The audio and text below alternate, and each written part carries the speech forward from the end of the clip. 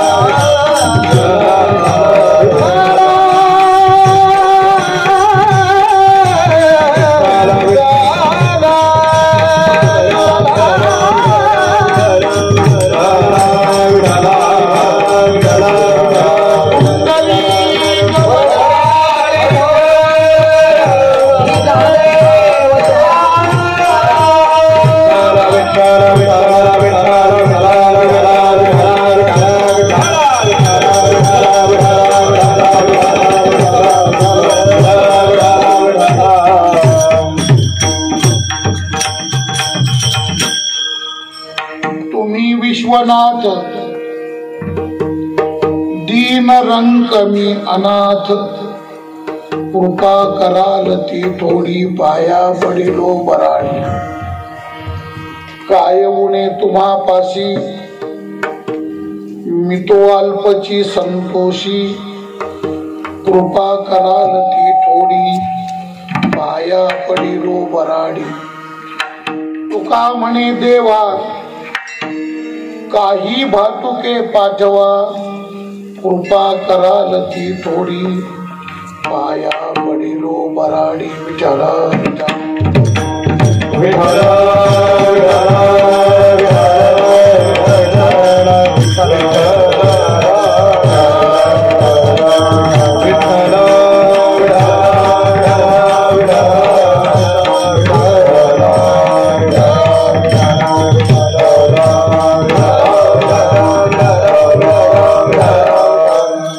माझी वाणी तुझे वर्णी गुणनामा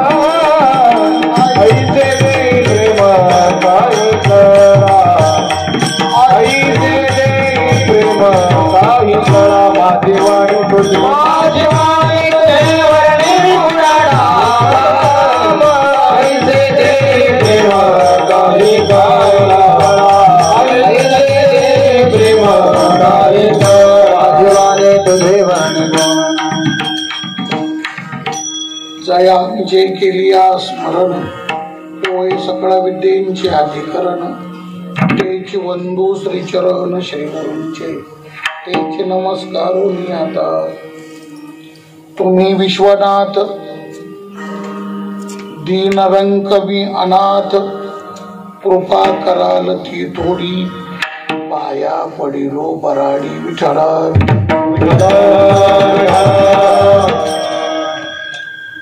संत श्रेष्ठ जगद्गुरु श्री तुकाराम महाराजांचा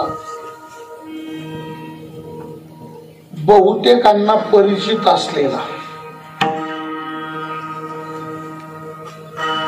प्रासंगिक अशा स्वरूपाचा अत्यंत गोड हा 4 चरणाचा अभंग आहे. अभंग बहुतेकांच्या परिचयाचा आहे. अभंगामध्ये अभंग फार नवीन आहे, न ऐकण्यातला आहे असा काही भाग नाही. अभंग परिचित आहे.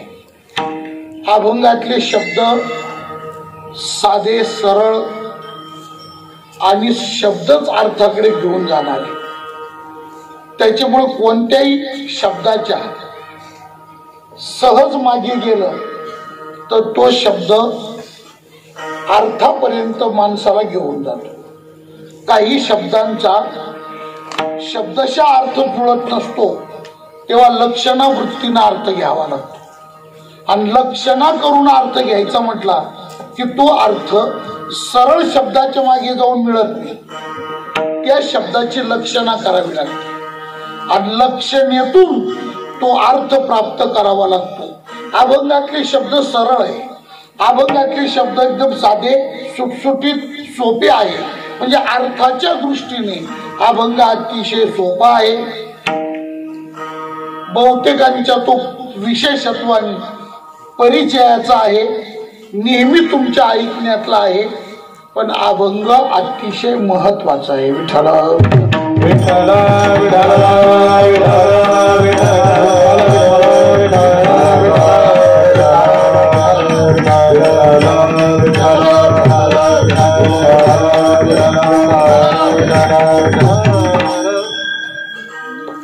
अभंगामध्ये सरळ सरळ तुकोबार आहे.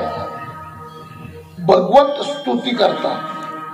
सुरुवातीला भगवंताचं स्तवन करतात, भगवंताची स्तुती करतात. या स्तुतीच्या द्वारा महाराजांचा हेतू असा आहे का ही स्तुती ऐकून भगवंतानी प्रसन्न व्हावं आणि प्रसन्न झालेल्या परमात्म्याने जे मला हवं ते प्रसन्न होऊन त्यांनी द्यावं, असा ह्या स्तुती करण्या पाठीमागे महाराजांचा एकंदरीत मानस आहे, एकंदरीत मनोभाव आहे. त्या स्तुतीने प्रसन्न व्हावं आणि जे मला हवं ते त्यांनी द्यावं. याच्याकरता तुकोबार आहे. अभंगाच्या सुरुवातीला भगवंताची स्तुती करतात. या अभंगाला थोडी पार्श्वभूमी अशी आहे. गाथ्यामध्ये हा अभंग पत्रिका या प्रकरणात टाकलेला अभंग. तसं पत्रिका प्रकरणात फार अभंग नाही. पत्रिकेच्या प्रकरणामध्ये अभंग 3च आहे आणि त्या 3 पैकी पत्रिकेच्या प्रकरणातला हा अभंग आहे.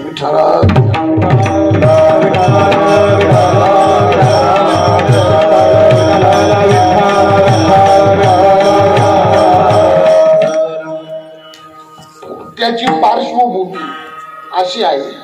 कोणी एक भाविक उत्तर भारताचे तीर्थयात्रा करण्याकरता निघाला तर त्या भाविकांनी तुकोबारांना आग्रह केला का तुम्ही माझ्या बरोबर उत्तर भारताच्या उत्तर प्रदेशच्या तीर्थयात्रेला चला. तुकोबाराय त्याच्या बरोबर जायला तयार नाही. महाराज त्या भाविकाच्या विनंतीला बळी पडून महाराज त्या भाविका बरोबर गेले. महाराजांच्या चरित्रामध्ये एक विशेष आहे. महाराजांनी महाराष्ट्र कधी सोडला नाही. पंढरपूर सोडून त्यांनी कोणत्या तीर्थाचा क्षेत्राचा कधी विचार केला नाही. पण जेव्हा कोणी त्यांना पंढरपूरच्या व्यतिरिक्त तीर्थक्षेत्राचा महिमा सांगण्याचा प्रयत्न करू लागला तर तुकोबाराय त्याला तुकोबारायांनी त्याला बोलू नाही दिलं.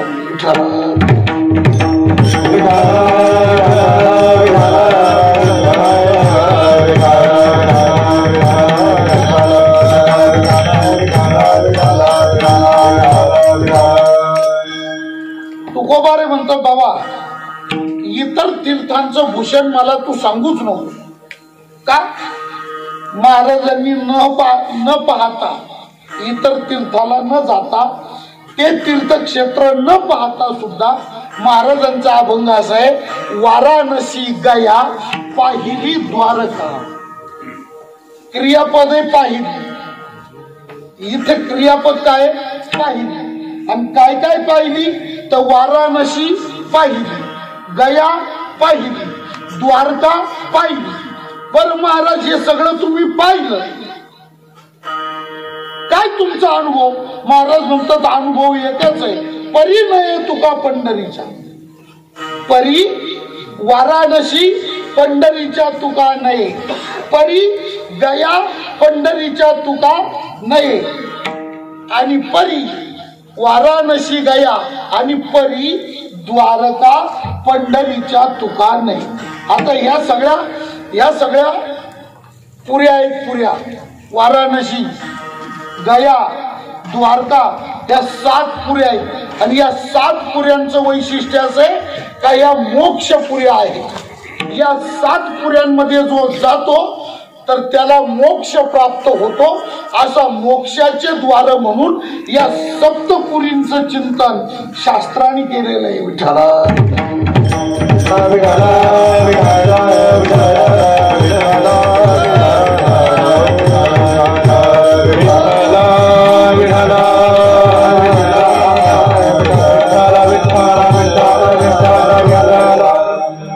मला तुकोबारांचं वैशिष्ट्य असं सांगायचंय तुम्हाला. महाराज महाराष्ट्र पंढरी सोडून कुठं गेले? त्या भाविकांनी आग्रह केला उत्तर भारताच्या यात्रेला जायचं, म्हणजेच सर्वात महत्वाचं काशीला जायचं, गयेला जायचं.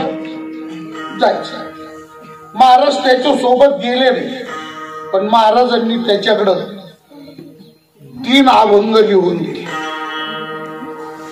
3 अभंग लिहून दिले, वेगळे वेगळे लिहिले. सांगितलं गयेला गेला हा अभंग गया माईला समर्पण कर. द्वारकेला काशीला गेला हा अभंग काशीला भागीरथी मातेला समर्पण कर. आणि विश्वनाथाच्या मंदिरात दर्शनाला गेला तर काशीचा भगवान जो विश्वनाथ परमात्मा हा अभंग त्याला समर्पण करून टाक. 3 अभंग त्या भाविकाकडे जे महाराजांनी लिहून दिले त्याला एकंदरीत हे पत्र आहे. पत्र कागदावर आपण मजकूर लिहितो, चिठ्ठी चपाटी लिहितो, म्हणजे आपल्या मनातला भाव त्या अक्षराच्या द्वारा आपला जो प्रेमी व्यक्ती आहे त्याला आपण कळवतो. जो आपला प्रेमास्पद आहे किंवा ज्याच्याशी आपलं काही काम आहे तो आपल्यापासून दूर आहे, आपण त्याला प्रत्यक्ष सांगू शकत नाही. तेव्हा पूर्वी पत्र पाठवण्याची पद्धत होती. पत्र म्हणजे काही फार विशेष नव्हतं. आम्ही सगळे खुशाल आहे, तुम्ही सगळे खुशाल असावे, देवाची चरणी विनंती कळावे आपल्या.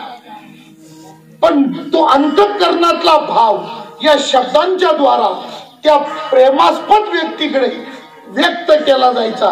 तसं गया मातेकडे, भागीरथी मातेकडे आणि विश्वनाथ भगवंताकडे आपला मनोभाव प्रगट करण्याकरता, व्यक्त करण्याकरता महाराजांनी 3 अभंग लिहिले आणि ते पत्राच्या स्वरूपात लिहिले म्हणून त्याला पत्रिकेचे अभंग असं नाव दिलं.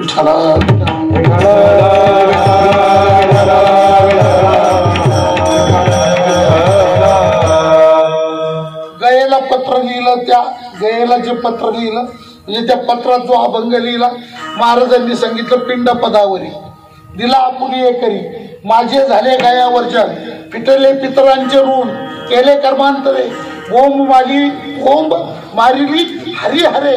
माझं सगळं मिटलंय, आता देह समर्पण झालाय, आता मला सेपरेट गयेला यायचं कारण उरलं नाही माते, तुझी कृपा आमच्यावर असो. गया माईला पत्र दिलं काशीला गेल्यावर पहिला भागीरथीचं स्नान करशील तर भागीरथी मातेला विनवणीचं पत्र दिलं. विठ्ठल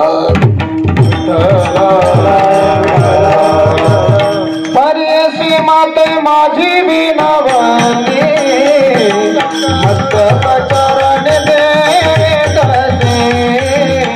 मस्तक चरण दे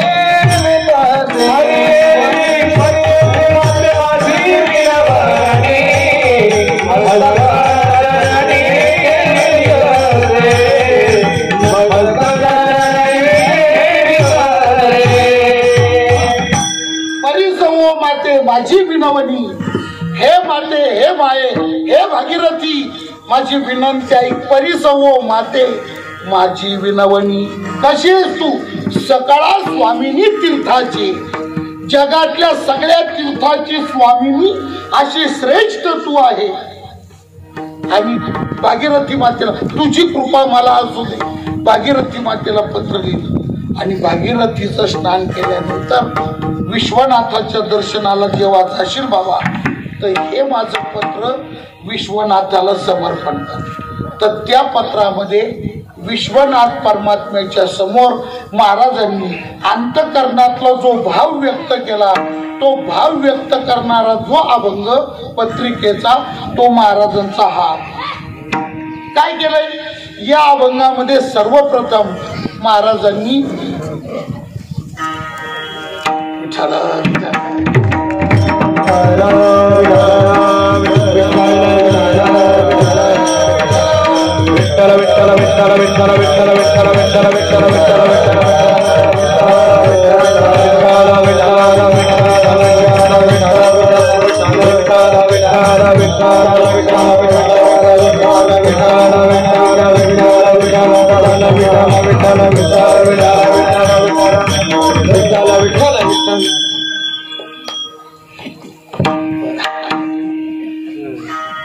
आपण त्यांना हुसकू राहिलो पण आपल्या सगळ्यांपेक्षा ते महत्वाचे.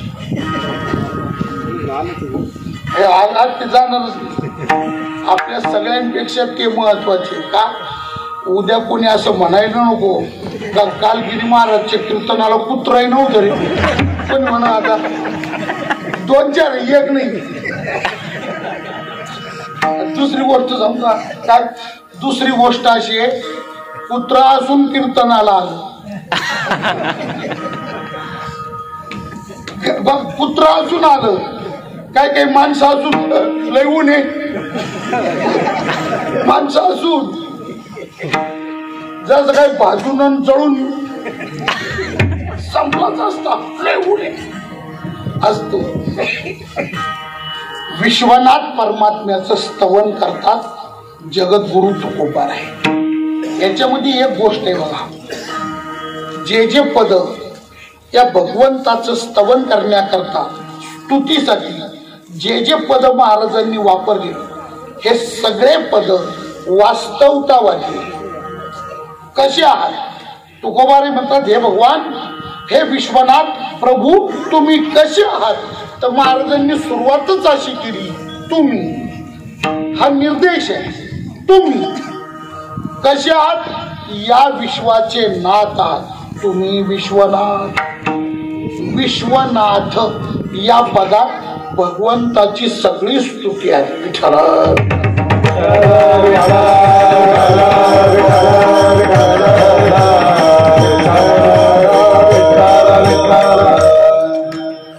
हे बघा, स्तुतीमध्ये 2 प्रकार आहे.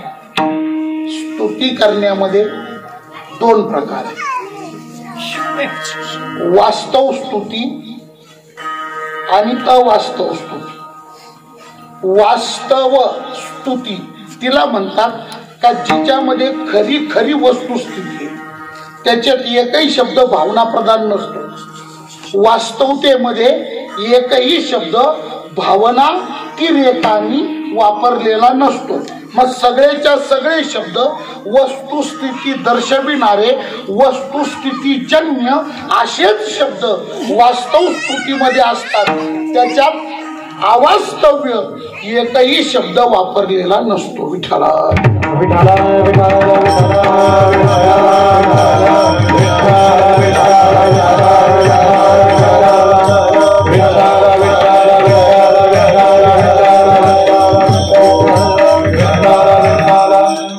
किंबहुना ऐका, भावनानिष्ठ आणि वस्तुनिष्ठ असे दोन प्रकार सांगितले जातात. भावनानिष्ठतेमध्ये काय असतं? भावनानिष्ठतेमध्ये भावना प्रधान असते आणि वस्तुनिष्ठतेमध्ये वास्तवता, वस्तुस्थिती प्रधान असते. वस्तुस्थितीला प्राधान्य देऊन जे स्तवन केलं जातं त्याला म्हणतात वास्तव स्तुती, आणि भावनेला महत्व देऊन जे स्तवन केलं जातं त्याला म्हणतात भावनानिष्ठ स्तुती. ती भावनानिष्ठ आहे. भावनानिष्ठतेमध्ये वस्तुस्थितीला महत्व नसतं. भावनानिष्ठतेत कोणी पण कोणाचंही वर्णन करतो आणि आवाचे सव्वा काही शब्द वापरून वर्णन करतो. जे शब्द त्याला लावायचे त्या शब्दाचा आणि त्या व्यक्तीचा काही संबंध आहे का याचा अजिबात विचार न करता भावनिक बनायचं. फक्त एकाने एकाला बिडी दिली, बिडी पुढायातून तो बिडीचा हा तो समोरून आला, हा त्याला म्हटलं पाहू द्या बिडी. त्यांनी नवीन तो बंडल खिशातून काढला. बंडल फोडायची सुद्धा आयडिया आहे. जो बंडल असतो नवीन तो असं डायरेक्ट वरचा कागद फाडता येत नाही, डायरेक्ट बिडी काढता येत नाही, कारण त्याला मध्ये दोरा बांधलेला असतो त्या बिड्यांना. ती बिडी तुटायची शक्यता असती. आधी तो ढिल्ला करायचा, मग वरचा कागद फाडायचा, मग खालून अंगठ्यानी काय म्हणते त्याला बरंच बारीक माहिती त्याचं नाही. या आम्हाला सगळे प्रयोग सांगण्याकरता ठेवावे लागतात नमुने सगळे. त्यांनी खालून अंगठे दाबत ते 2-3 बिड्या वर आल्या, त्याच्यातली एक बिडी काढली त्याला दिली.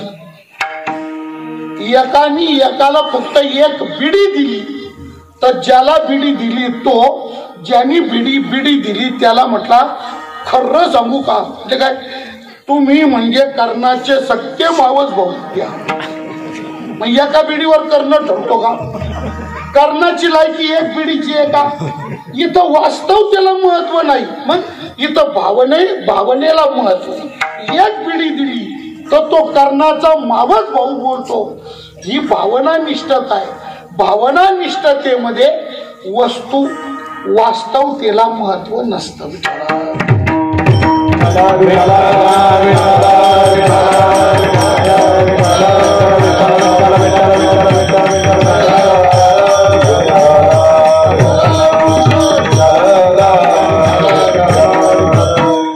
सुभाषितकार आणखी गोड बोलले बघा. सुभाषितकारांनी दृष्टांत दिलाय त्याच्याकरता. उष्ट्राणांचे गृहे लग्नम गदब शांती पाठका परस्परम प्रशंसन्ति आहो रूपम बहो ध्वनी. सुभाषितकारांनी भावनानिष्ठ वर्णन कसं असतं सिद्ध करण्याकरता इथं उदाहरण दिले. उष्ट्राणांचे गृहे लग्नम. उष्ट्र म्हणजे उंट, गृहे म्हणजे घरी. उंटाच्या घरी उंटाच्या मुलीचं ठरलं लग्न. उष्ट्राणांचे गृहे लग्नम, उंटाच्या घरी ठरलं लग्न. आणि लग्नाच्या दिवशी वराडी आले, मानपान झाले, वेळ लग्नाची जवळ आली. नवरदेव परण्या म्हणजे मिरून आला, नवरदेव मांडवत आणला, नवरी आणली, बावला बावीवर नवरदेव नवरी उभे केले, दोघांनी अंतरपाठ धरला. इथपर्यंत आले. लग्नाची घटिका सेकंदानी जवळ येत चालली, भरत चालली. आणि नेमकी अडचण अशी ब्राह्मणच नाही, ब्राह्मणाचा पत्ताच नाही. त्या दिवशी तिथी खूप दाट. एकच ब्राह्मण जायचं कुठं. वधू पिता गडबडला. आता ब्राह्मणासाठी लग्न खोळंबलं म्हणून मंडपाच्या बाहेर निघाला. काय करू या विवंचनित होता. तर त्याला कोपाटीला एक गाढव चरताना दिसली. कोणाला? हा, देव बापाला नाही, नवरीच्या बापाला. नवरीचा बाप म्हणजे कोण? उंट. उंटाला एक गाढव, उंटाच्या जीवात जीव आला. तो कोपाटीला गाढवापाशी गेला. तो त्यांनी गाढवाला विनंती केली. तोटला गाढव सगळा सरंजाम तयार आहे, फक्त आता काय झालंय, ब्राह्मण भावामुळं माझं लग्न खोळावलं. एवढा आडलेला टाईम माझा पास करून देता का? येतं का? 2 मंगलाष्टक म्हणता का? आता गाढव आणि गाढव हुशार बरं का. गाढव परस्पर विरोधी शब्द आहे, पण गाढव हुशारच ठरलं ते. काय गाढवानी विचार केला, एवढ्या लोकांमध्ये गाण्याची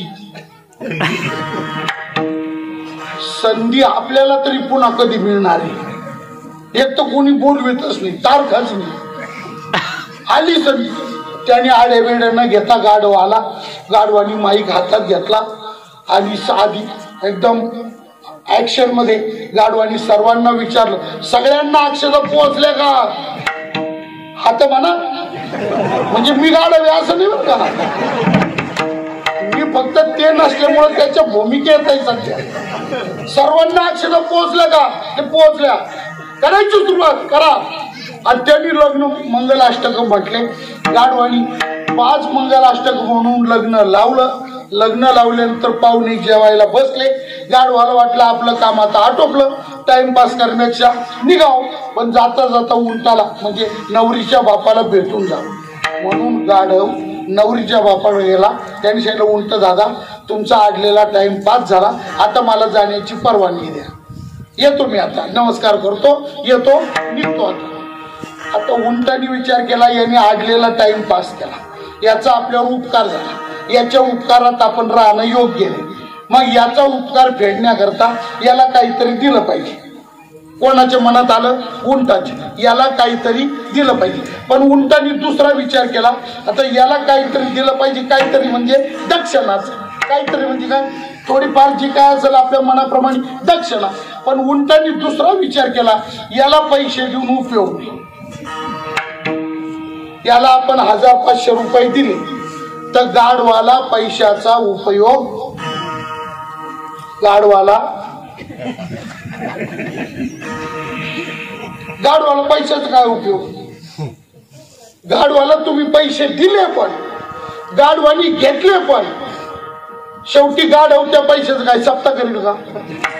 मंदिर बांधील का? गावाला पंगत देईल का? गाढव काय करेल? गाढव त्याचा सत्य. त्यांनी विचार केला, याला पैसे. एक लोकांचे सामान्य लोक जाऊ द्या, लता मंगेशकर, भीमसेन जोशी, अनेकांचं गायन आतापर्यंत मी ऐकलं. पण एक सांगतो, काय आज जे तुमचं गायन मंगलाष्टकाच्या निमित्ताने ऐकायला मिळालं, तर उंट गाढवाला म्हटला, गाढव दादा तुमच्या सारखा सुरेल आवाजाचा एकही नाही हो. आता मला 1 मिनिट विचारपूर्वक तुम्ही सांगा, गाढवाचा आवाज प्रशंसनीय आहे का? गाढवाचा आवाज वर्णन करण्यासारखा आहे का? गाढव जर गायला लागलं तर पेटीच्या कितव्या पट्टीत गातं? येईल का राजू भाऊ? सांगते का राजू? आता तुम्ही आयुष्यभर पेटी वाजवली, शिवाय वडीलही वाजवत होते. तुमचं नामचं सगळं सारखं सांगा. गाढव जर गायला लागलं तर काळी 1ला गातं का काळे 2ला गातं का काळे 3ला गातं का पांढरे 4ला गातं? कोणत्या सप्तकात गातं? गाढवाला गाण्याचं स्वरच सांगता येत. तरी पण मी सांगतो तुम्हाला, म्हणजे मी काही त्याच्या बैठकीतला याच नाही, पण स्वर सांगतो. काय असा आडवा हात पेटीवर ठेवायचा. हे बा, सगळ्या याकडे पासून त्याकडेपर्यंत आडवा हात पेटीवर ठेवायचा, काळ्या पांढऱ्या सगळ्या पट्ट्या दाबायच्या, भाता फुकायचा. तो स्वर निघतो तो गाढवाचा. सांगा, गाढवाचा आवाज प्रशंसनीय आहे का? तरी उंट म्हणतो, काय सुंदर तुमचा आवाज. गाढवाने विचार केला. नियम असा आहे, ददाती प्रतिगृणाती वयमाख्याती पृच्छ. हा नियम. ददाती प्रति, त्याने आपलं स्तवन केलं, आपण त्याचं केलं पाहिजे. मग गाढव म्हटला, बस उंटा दादा, माझ्या आवाजाबद्दल तुम्ही जसे आज निशंक झाला, साशंकित होतात, निशंक झाला, तसं मी सुद्धा आज प्रसन्न झालो. म्हणजे काय? त्यांनी सांगितलं, मी सुद्धा खूप सुंदर सुंदर माणसं, खूप सुंदर सुंदर स्त्रिया आत्तापर्यंत पाहिल्या. आत्तापर्यंतच्या आयुष्यात खूप सुंदर माणसं पाहिले मी. ऐश्वर्या राय ते आपल्या काळात होती, लहानपणात हेमा मालिनी खूप पाहिल्या. पण तुम्हाला खरं सांगतो, मनातून सांगतो, काय तुमच्यासारख्या सरळ अवयवाचा एकही नाही. आता पुन्हा विचार करून सांगा, उंटाचं स्वरूप प्रशंसनीय आहे का? उलट म्हटलंय, करे याचे काही चांग त्याचे कैचे उत्तम अंग. उंटाचा एकही अवयव सरळ नाही महाराज. बारकाईने बघा, सगळा वाकडा तिकडाच कारभार आहे त्याचा. तोंडापासून पायापर्यंत सगळा कारभार वाकडा तिकडा आहे, एकही अवयव सरळ नाही. तरी हा म्हणतो काय तुमचं रूप, आणि तो म्हणतो काय तुमचा आवाज. हे जे वर्णन, हे जे स्तवन केलं जातं ना, या स्तवनाला भावनानिष्ठ म्हणतात. वर्णन करण्याच्या लायकीचं नाही, योग्यतेचं नाही, पात्रतेचं नाही, तरी जडजड शब्द लावून जे वर्णन केलं जातं याला म्हणतात भावनानिष्ठता. आणि वर्णनाचा दुसरा प्रकार सांगितलाय स्तुतीचा, स्तवनाचा, त्याला म्हणतात वस्तुनिष्ठता.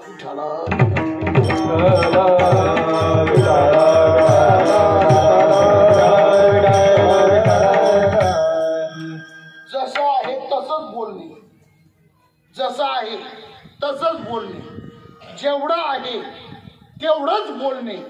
आणि ज्याच्याबद्दल बोलायचंय त्याच्याबद्दल आपल्याला जे कळालं तेच सांगणे, याला म्हणतात. म्हणजे वस्तुनिष्ठतेमध्ये ज्ञान महत्वाचं आहे. ज्याचं तुम्हाला वर्णन करायचंय, ज्याचं तुम्हाला स्तवन करायचंय, त्याचं यथार्थ ज्ञान तुमच्याकडं असलं पाहिजे. आणि त्या ज्ञानातून जे वर्णन केलं जातं त्याला म्हणतात वस्तुनिष्ठ वर्णन.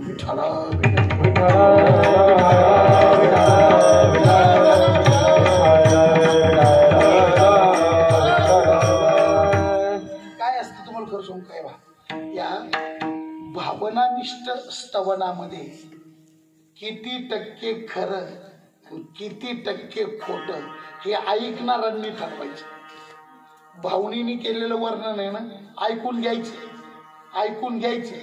आणि ऐकल्यानंतर त्यांनी जे वर्णन सांगितलं ना, आपण जे ऐकलं ते किती टक्के खरं, किती टक्के खोटं हे ऐकणाऱ्यांनी ठरवायचं. अशी खूप एक 4-5 म्हातारे एकत्र बसल्या, तर एक म्हातारी म्हणी, असं पोरीने नशीब काढलं आणि असा जावई मिळाला. पोरीने असं नशीब काढलं, अख्ख्या गावात असा जावई कोणाचाच नाही, 1 नंबर जावई मिळाला. असा हुशार, इतका डोकेबाज, इतका विद्वान, असा हुशार. बाकीच्या म्हातारे म्हटल्या सगवाई एवढा हुशार, एवढा हुशार, एवढा हुशार. आता असा तुझा जावई करतो तरी काय? ते म्हणे सकाळी झोपेतून उठलं का रेडिओ वाजवतो. आता रेडिओ वाजवायला अक्कल लागते का? रेडिओ वाजवायला डोकं लागतं का? रेडिओ वाजवणं काय कटकटीचं काम आहे का? बटन ऑन केलं का रेडिओ चालू होतो. म्हणजे या वर्णन एक तर म्हटलं असा जावई उदार, किती लोक येऊ दे, कधी येऊ दे, जेव घालतो ते खाणारे मागतील ते पदार्थ बनवून देतो. 100 येऊ दे, 50 येऊ दे, जेवण करतो, गरम गरम बनवतो, खाऊ. लोक ऐकणाऱ्या बायांना वाटलं हिचा जावई एवढं अन्नदान करतो, पण त्याच्याकडे एवढा पैसा येतो कुठून? आणि मग विचारलं का तुझा जावई नेमका करतो काय? ती म्हणे एवढ्याला बस स्टँडवर त्याची खानावळच आहे. आणि मग तू 100 काय 500 जीव घालणार नाही का? म्हणजे त्या वर्णनात खरं किती आणि खोटं किती हे ऐकणाऱ्यांनी ठरवायचं. हे भावनानिष्ठ. आणि तुम्हाला सांगतो, भावनानिष्ठतेमध्ये खरा भाग नसतोच, खरं काही नसतं, असतं ते खोटंच असतं.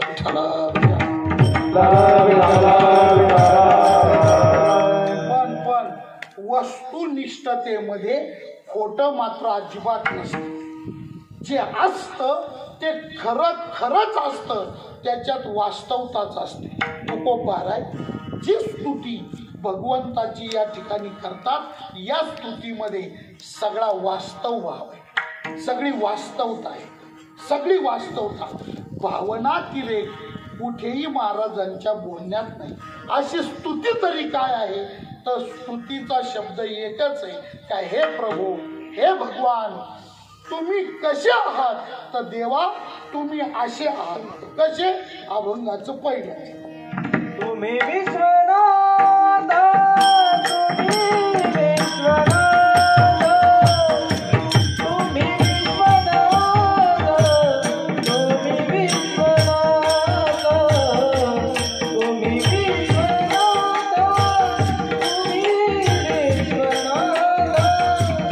तुम्ही विश्वनाथ, तुम्ही विश्वनाथ, तुम्ही विश्वनाथ,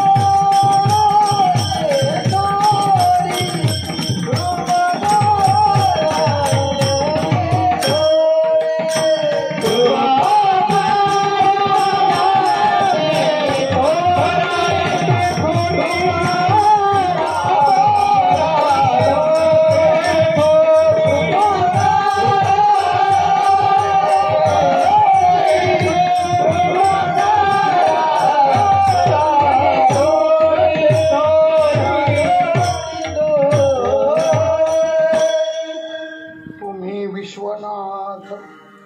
महाराज म्हणतात, भगवान तुम्ही या संपूर्ण विश्वाचे नाथ.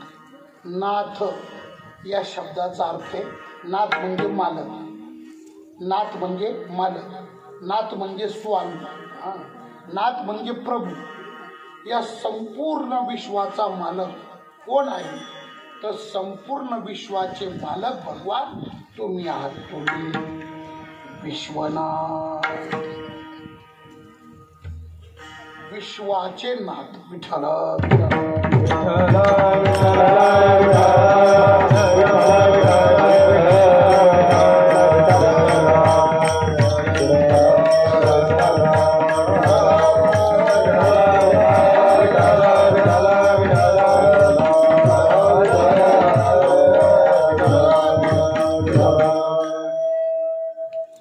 याचा अर्थ असा आहे, हे संपूर्ण विश्व भगवंतानी निर्माण केलेलं आहे.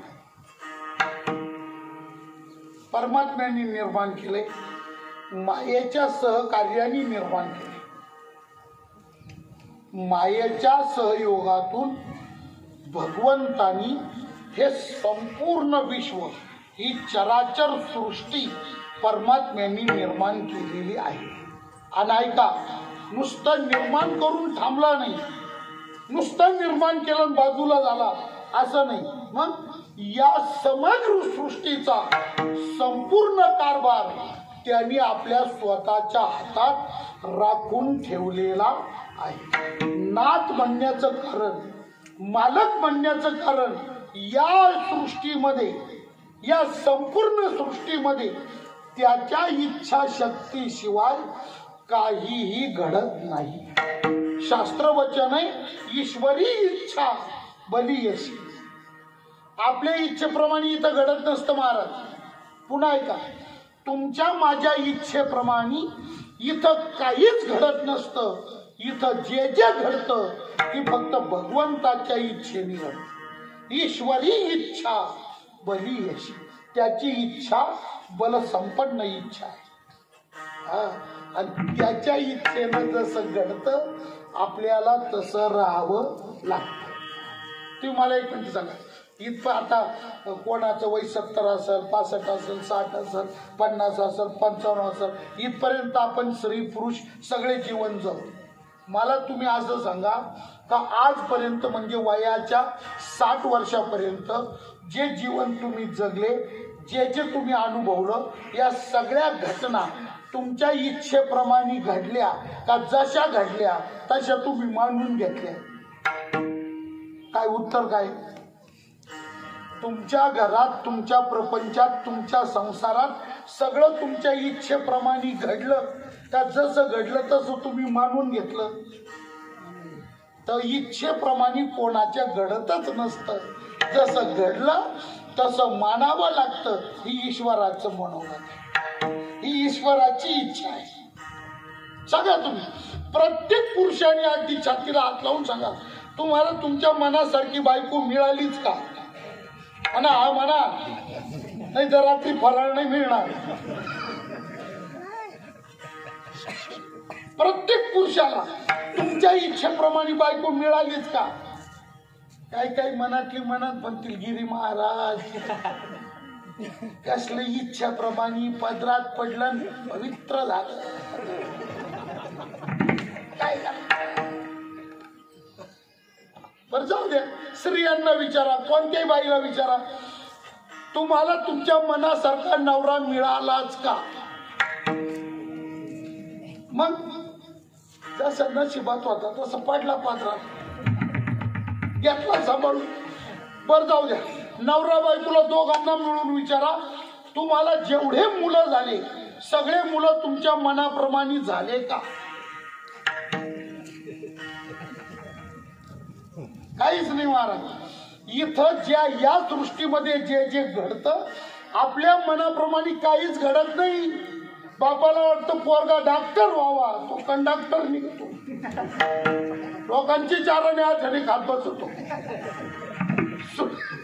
सुट्टी आली तरी परत देत नाही. उपयोग काय त्याचा? आपल्या इच्छेप्रमाणे काही घडतच नसतं बुवा. मग ईश्वरी इच्छा त्यांनी निर्माण केली, सृष्टी भगवंतानी निर्माण केली, पण या सृष्टीचा सर्वच्या सर्व कारभार त्यांनी त्याच्या सत्तेत ठेवला. 21 स्वर्गाते धरिले सत्ता मात्रे आपुलिया, 21 स्वर्गाते धरिले सत्ता मात्रे आपुलिया, 21 स्वर्गाते धरिले सत्ता मात्रे आपुलिया, स्वर्गाते धरिले सत्ता मात्रे आपुलिया.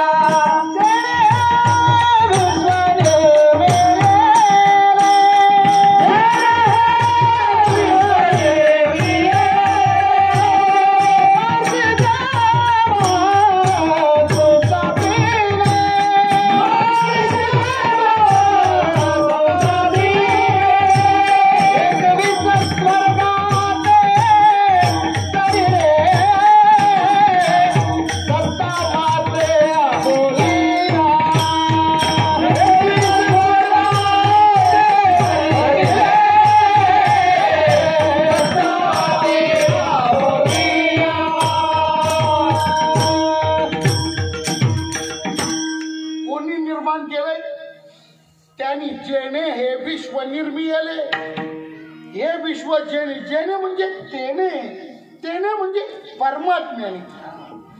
जेणे हे विश्व निर्मिले, ज्यांनी या विश्वाची निर्मिती केली. विठाला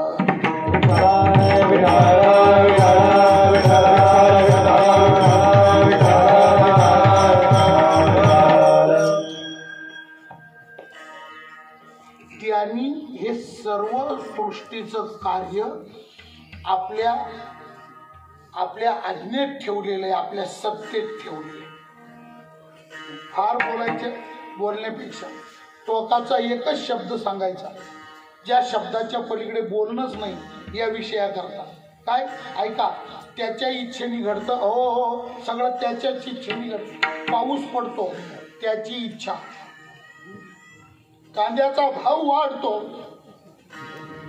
द्राक्षाचा डाऊन होतो, आपल्या इच्छेवर काही नाही महाराज. शेवटचं बोलायचं ठरवलं टोकाचं वाक्य काय, या सृष्टीमध्ये झाडाचं पान सुद्धा त्याच्या सत्तेशिवाय हलत नाही बुवा. त्याची सत्ता, वृक्षाची पान हले ज्याची सत्ता राहिली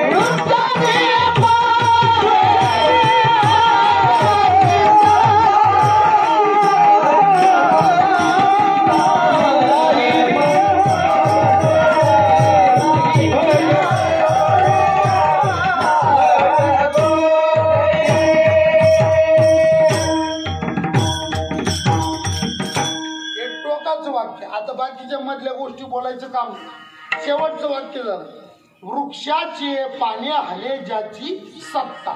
म्हणजे झाडाचं पान सुद्धा त्याच्या आज्ञेशिवाय हलत, असा तो परमात्मा. म्हणून त्याला शब्द काय वापरला, विश्वाचे कोण आहे तुम्ही, या विश्वाचे मालक आहात भगवान तुम्ही विश्वनाथ. चराचरावर त्याची सत्ता आहे महाराज. हे बघ, अगोदर दोन प्रकारची सृष्टी सांगितली. कोणती, चेतन सृष्टी आणि जड सृष्टी. चेतन म्हणजे सजीव, जड म्हणजे निर्जीव. हे डोंगर बिगर शेती हे जे आहे ना, हे सगळं निर्जीव. आणि मानव मात्र प्राणी वगैरे जे, हे सगळे सजीव. सजीव सृष्टी, निर्जीव सृष्टी. आता ऐका, सजीवावर सत्ता त्याची, तर निर्जीवावर सत्ता म्हणजे माणसावर सत्ता त्याची, तर दगडावर सुद्धा सत्ता. त्याच्याकरता स्वतः भगवान बोलले अर्जुना, गतिवर्ता प्रभूत साक्षी निवास शरणम सुरुत प्रभव प्रलय स्थानम निधानम बीजम व्ययम. या श्लोक 9व्या अध्यायातल्या या श्लोकाखालच्या सगळ्या ओव्याचं चिंतन करा.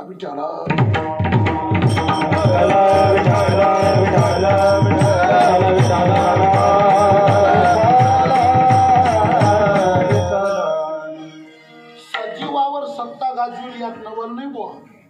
निर्जीवावर सत्ता त्याची. निर्जीवावर काय वर्णन केलं, निर्जीवावरची सत्ता सांगतानी ज्ञानोबराईच्या अक्षराशेत पर्वती बैसका न संधा. पर्वती बैसका म्हणजे ज्या जागेवर डोंगर आहे, समजा अनकाईचा किल्ला आहे, जिथं आहे ना त्याला सांगितलं इथंच राहायचं.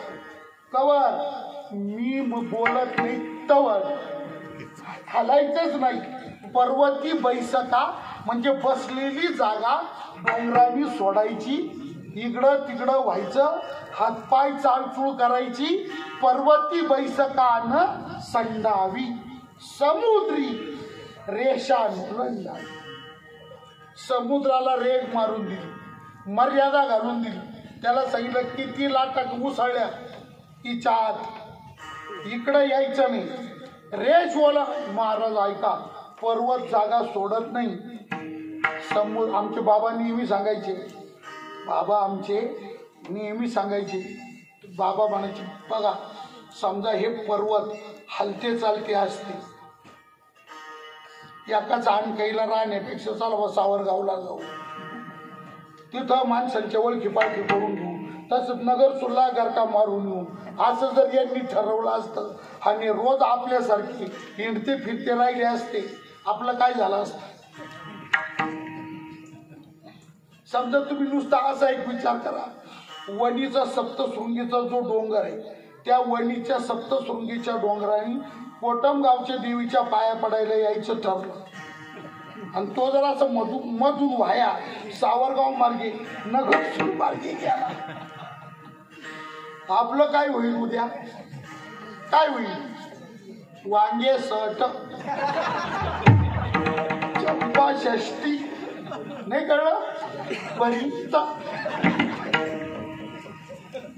राहणारच नाही उद्या कोणी महाराज. म्हणून माणसाला जगणं मुश्किल होईल. डोंगर हलते चालते राहिले तर त्याला आज्ञा दिली, पर्वती बैसका न संडावी, हलत नाही महाराज, जागा सोडित. समुद्र रेषा ओलांडावी, ही सगळी सत्ता त्याची. विठ्ठला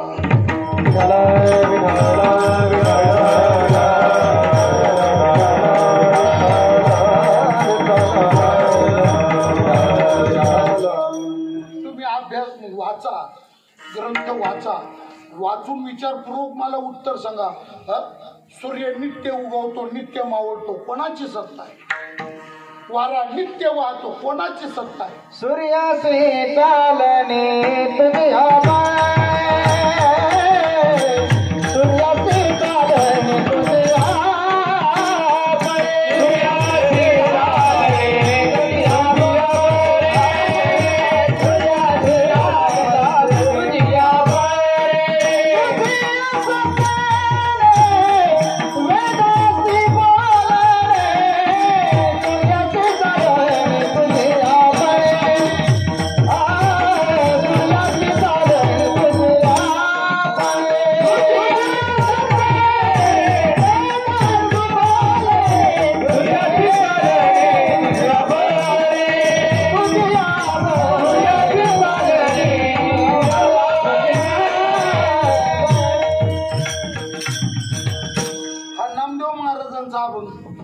नामदेव महाराजांनी तुकोबारांसारखा शब्द इथं वापरला.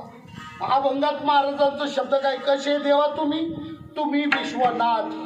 नामदेव महाराजांचा शब्द काय ऐका. तुकोबारांच्या शब्दाला 100% जुळता मिळता शब्द नामदेव महाराजांचा या चरणाचा. तुझी या सत्तेने वेदाशी बोलणे, सूर्याशी चालणे, तुझी या सत्ते ऐसा तू समर्थ ब्रह्मांडाचा धनी. कसा आहे देवा तू? ब्रह्मांडाचा, इथं लाल रेग मारा या शब्दाखाली. कसा आहे तू? ब्रह्मांडाचा धनी. आणि कसे आहात तुम्ही विश्वनाथ, तुम्ही विश्वाचे नाथ आहे. तुकोबाराय म्हणतात ताईसा तू समर्थ ब्रह्मांडाचा धनी. नामदेवराय बोलतात वेद बोलतो त्याची सत्ता, सूर्य उगवतो मावळतो त्याची सत्ता, वा म्हणजे बघा जडावर निर्जीवावर सत्ता त्याची.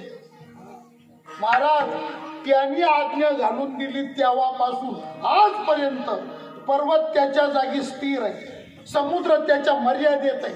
मग समुद्र मर्यादा ओलांडत नाही, पर्वत जागा सोडत नाही, ही आज्ञा कोणाची?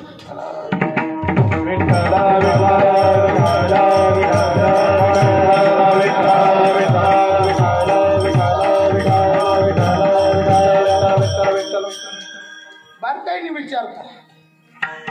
पर्वत जागा सोडत नाही, पर्वत जागा सोडत नाही, समुद्र रेषा ओलांडत नाही. आज्ञा कोणाची? उद्धव ठाकरेची. अरे हे आज्ञा माझी, हे आज्ञा माझी माझी माझी म्हणजे माझ्याकडे नका पाहू. भूमिकेत मला बोलावं लागते. परमात्मा सांगतो अर्जुना, पर्वती बैसका न संदावी, समुद्र रेषा नोलांडावी, पृथ्वी ये भूते वहावी, हे आज्ञा माझी. विठ्ठला हे देवा स्वतः देवाचं बोलणं आहे. कसा आहे मग मी? ऐसा जो समर्थ ऐसा जो समर्थ तो मी जगाचा नाथ तुम्ही विश्वनाथ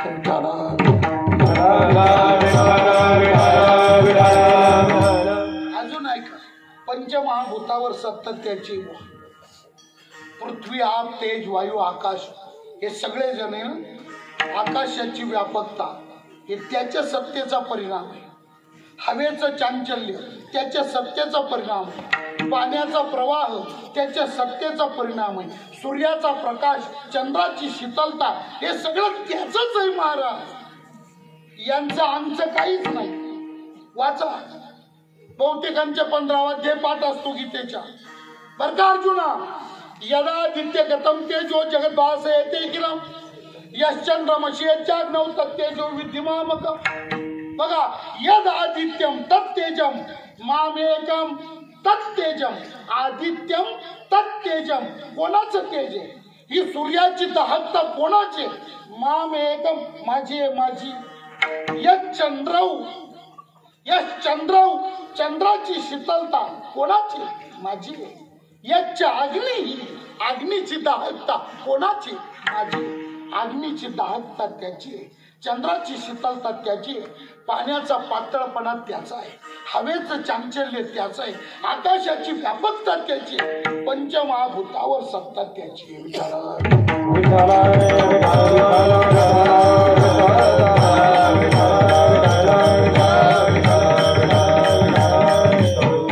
काय हो निळोबाराईंनी काय गोड शब्दात वर्णन केले. फार निळोबाराई फार गोड गोड.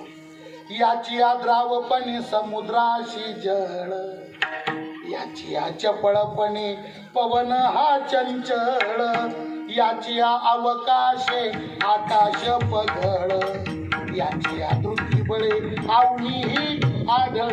हो कसं वर्णन आहे याची? त्याच्यामुळे अवकाश आकाश पगळ. आकाशाचा पगळ म्हणजे व्यापकता.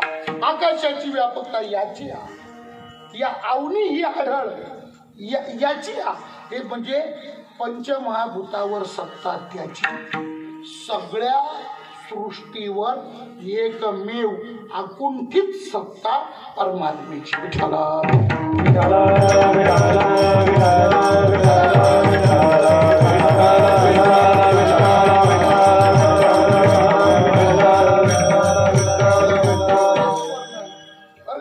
याची महातेजे तेज हुताशना, याची निज प्रभा प्रकाश रवी किरण. हे सगळं त्याचंच आहे महाराज. मग या सृष्टीवर एकमेव सत्ता करणारा असा परमात्मा. तुकोबारांनी जे पण वर्णन एका शब्दात केलेलं वर्णन आहे. संत जास्त पालनाळ लावित नाही, जास्त लई पाणी लावित बसत नाही. एका शब्दात सगळं काम करून टाकलं. भगवंताला महाराज म्हणतात, देवा कसे आहात तुम्ही? स्तवन करण्याकरता वापरलेला शब्द आहे. तुम्ही विश्वनाथ, विश्वाचे नाथ आहात. अजून ऐका, 3 प्रकार केले की नाही? 3 प्रकारची सृष्टी सांगितली. देवसृष्टी, दानव सृष्टी, मानव सृष्टी. याच्यामध्ये सुद्धा 33 कोटी देवांवर सत्ता त्याची, सगळ्या राक्षसांवर सत्ता त्याची आणि सगळ्या मानव मात्रांवर सत्ता त्याची. म्हणजे माणसावर सत्ता त्याची, राक्षसावर सत्ता त्याची आणि सगळ्या देवांवर सत्ता, सगळ्यांवर सत्ता त्याची.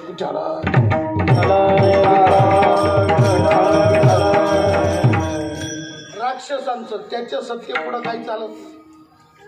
33 कोटी देवांवर त्याची सत्ता आहे बुवा. हे इंद्रन चंद्रन हे सगळे जे आहे ना, सगळा कारभार जो चालतो ना यांचा, फक्त देवाच्या सत्तेत कारभार चालतो. देवाच्या सत्तेत कारभार चालतो. दशोपनिषदामध्ये केनोपनिषद नावाचं उपनिषद आहे. 33 कोटी देवांवर तो सत्ता कशी चालवतो त्याचं सुंदर चिंतन केनोपनिषदामध्ये आलंय. कधी मिळालं तर अवश्य वाचा. पण 33 कोटी देवांवर सत्ता त्याची, राक्षसांवर सत्ता त्याची आणि तुमच्या आमच्यावर सत्ता आपण सुद्धा ज्या सगळ्या क्रिया करतो ना, उठतो बसतो हिरतो फिरतो येतो जातो खातो पितो राहतो पाहतो ऐकतो, सगळं जे जे काही करतो ना, कोणाची सत्ता ही? सगळी सत्ता भगवंताची. विठ्ठला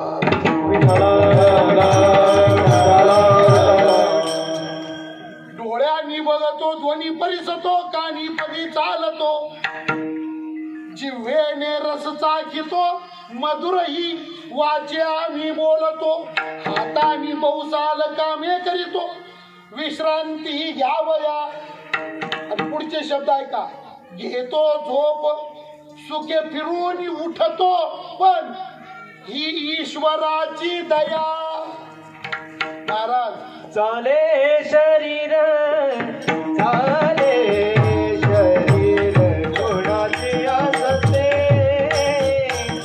चाले शरीर चाले शरीर गुणाची असते, शरीर गुणाची असते.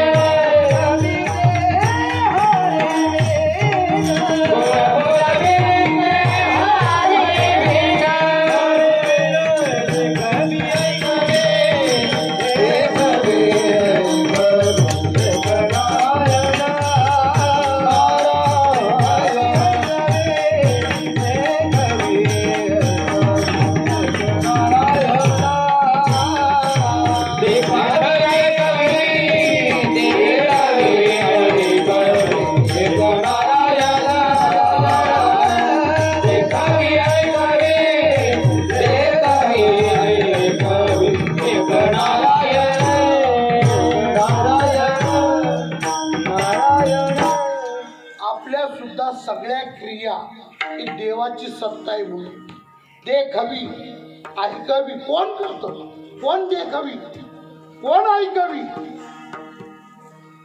एक नारायण, एक नारायण. तुम्ही विचार करा, रात्री झोपताना आपण आपल्या इच्छेने झोपतो, रात्री झोपताना आपण झोपलो आणि सकाळी जर त्याने आपल्याला उठूनच दिलं नाही, रात्र तर संपली, उठायचं आता. देवाच्या इच्छेत काय आलं? पडू द्या पडू द्या. त्याने उठूनच दिलं नाही. घरचे फार फार तर 10 पर्यंत वाट पाहते, 10 वाजेपर्यंत. 10च्या पुढं काटा सरकायला लागला, गवऱ्या बांबू तयारी सुरू करते. महाराज, झोपणं आपल्या हातात आहे. उठणं म्हणजे मी झोपताना मी झोपणारच असं ठाम म्हणू शकणारा माणूस झोपल्यानंतर मी सकाळी उठणारच असं इतकं म्हणू शकतो का? असं ठामपणे आपण म्हणू शकतो का? म्हणू शकत नाही का? हे देखवी ऐक, हे सगळं करणारा परमात्मा. मग देवावर सत्ता त्याची, दानवांवर सत्ता त्याची, मानवांवर सत्ता त्याची, जडावर सत्ता त्याची, चेतनावर सत्ता त्याची, पंचभूतावर सत्ता त्याची. त्या भगवंतानी त्याच्या सामर्थ्य शक्तीनं मायेचं सहकार्य घेऊन संपूर्ण विश्वाची रचना केली आणि विश्वाचा सर्व कारभार आपल्या स्वतःच्या हातात सत्तेत राखून ठेवला. विठ्ठला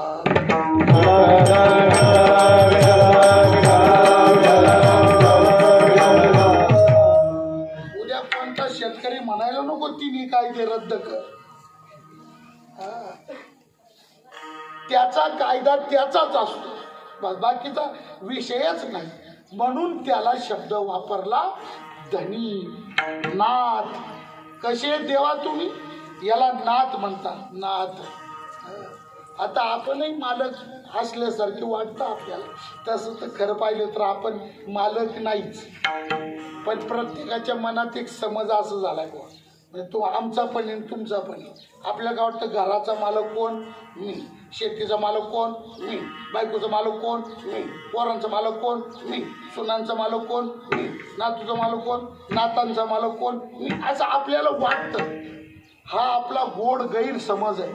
खरं तुम्हाला एकच सांगतो, आपण मालक नाही, आपण आहे हमाल. हमाल. फक्त बोजे वाणी बचे खाणे ऑर्डर आली का निघणे पहिल्या गाडी. आपण मालक नाही, आपण हमाल आहे. हमाल. मरायचं, हाडाचे काढ करायचे, रक्ताचं पाणी करायचं, रात्रीचा दिवस करायचा. याची टोपी त्याच्या डोक्यात, त्याची टोपी त्याच्या डोक्यात, त्याची टोपी त्याच्या डोक्यात, साऱ्यांच्या टोप्या आपल्या डोक्यात, असा काहीतरी राडा घालायचा आणि अटॅक आला का मारायचं. असं नाही. आपण मालक आहे हा आपला गैरसमज आहे. विठाला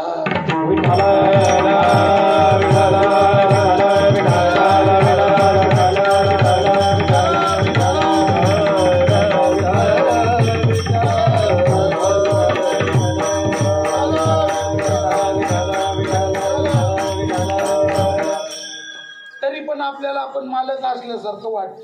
पण हे मालकत्व सुद्धा काही कामाचं नाही. घरामध्ये बापाचा अंमल चालतो, पण कुठपर्यंत? मालक असेल तर मरस्तवर त्याच चाललं पाहिजे. सगळ्यांनी मरस्तवर त्याच ऐकलं पाहिजे. तो खोकला तर घर गप राहिलं पाहिजे. पुढे आवाज नाही आला पाहिजे.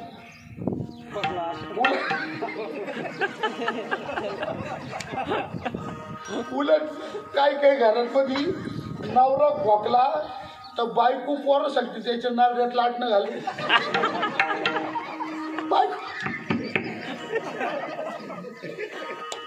बायको डावले काय मालक हा? हे मालकत्व उपयोगाचं नाही.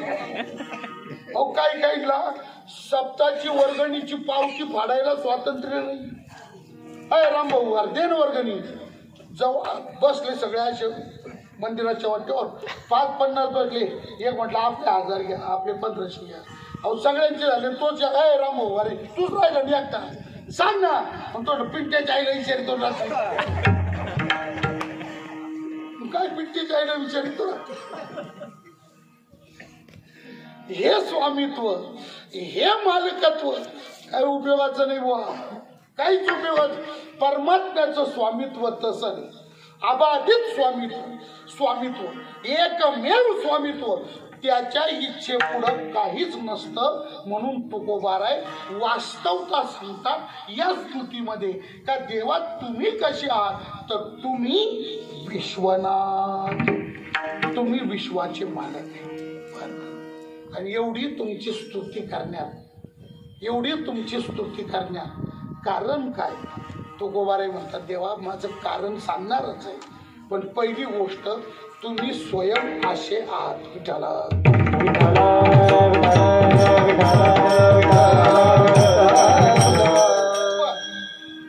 तुमची स्तुती करणारा मी जो कोणी आहे, मी कसा आहे असं जर तुम्हाला वाटेल तर तुमची स्तुती करणारा मी मात्र एक सामान्य कश्चित कसपटासम असा मी आहे.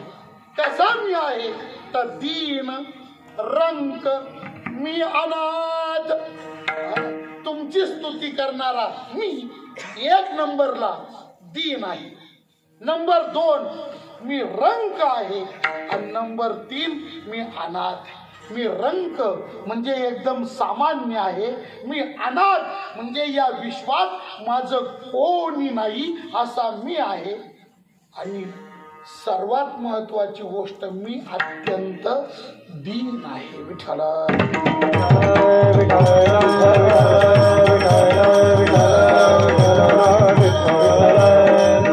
आता गाथा वाचला, जर कदाचित तुकाराम महाराजांचा गाथा वाचलाच आणि इतर अभंग पाहिजे तर हे दीन रंक अनाथ यापैकी इतर अभंगाचं चिंतन डोळ्यापुढे आणलं तर एकही पद महाराजांच्या ठिकाणी बसत नाही.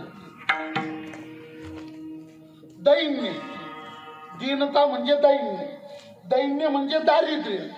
महाराजांकडे बघावं तर त्यांचे वचन स्वतःचे असे का दारिद्र्य आमच्या स्वप्नात येत नाही, दैन्य दुःखी आम्हा नाही येती जवळी, दैन्य दुःखे आम्हा जवळी न येती, म्हणजे दीनता आमच्या जवळ यायला घाबरती, दुःख आमच्या जवळ यायला घाबरत, असे समर्थ आम्ही का दीनता आमच्या स्वप्नात येत नाही. विठ्ठल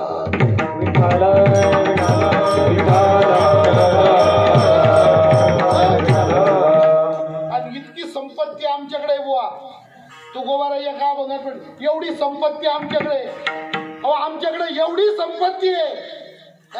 हे अंबानी फिंबानी टाटान तुटान हे तरी दरवर्षी आकडा जाहीर करतात, इतके हजार कोटी तितके लाख कोटी. अरे आमच्याकडे तर इतकी संपत्ती आहे का मरस्तवर मोजित राहिलं तरी आकडा सांगता येणार नाही. ऐशी संपत्ती आम्हा संसार, ऐशी संपत्ती आम्हा संसार, संपत्ती आम्हा संसार, ऐशी संपत्ती आम्हा संसार, बोलाया हरी काय सांगो, बोलाया हरी काय सांगो. अशी संपत्ती आहे सांगता येत नाही. ऐशी संपत्ती आम्हा संसारी, भोगाचे परी काय सांगू. नाही नाही, याच्यापेक्षा तुकोबारे म्हणतात, तुका म्हणे आम्ही राजे त्रैलोक्याचे, राजे आहोत राजे. आणि स्वर्ग मृत्यू पाताळ या 3 लोकाचे राजे आहोत. दैन्य त्यांच्या जवळ नाही. शब्दशः जर बघितलं तर मी दी नाही म्हणतात ना, तर दैन्य त्यांच्या जवळ नाही.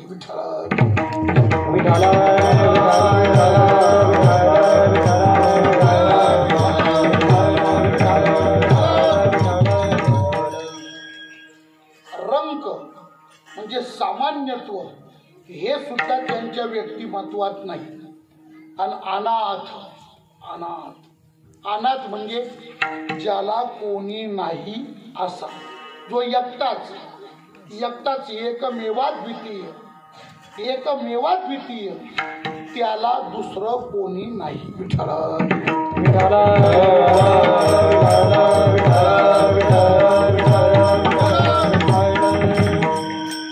तुकोबारांची चरित्र भागाकडे गेलं तर हेही अनाथही पद लागू पडत नाही. मग दीन, मी दीन आहे, मी रंक आहे, मी अनाथ आहे, हे पद तर एकही लागत नाही. आणि महाराज देवापुढं म्हणतात मात्र कर. जाणकार ऐकणाऱ्यांना असं वाटत मग तुकाराम महाराज खोटं बोलतात का काय बुवा. दीन नाही तरी दीन म्हणतात, रंक नाही तरी रंक म्हणतात, अनाथ नाही तरी अनाथही म्हणतात. मग खोटं पण बोलत नाही. हे एकही पद त्यांना लागू पडत नाही. महाराज खोटं बोलत नाही. मग तुकोबाराय दीन होते का काय? तुमचं काय मत आहे? तुकोबाराय दीन होते का? अरे भगवान परमात्मा ते म्हणतील ते घेऊन त्या क्षणी त्यांच्या पुढे हजर होता. दीन आहे का? देव ज्याचा सखा आहे तो रंक असू शकतो का? देवेंद्र फडणवीसचा जावई गोसाई असेल का? जरी बामण नस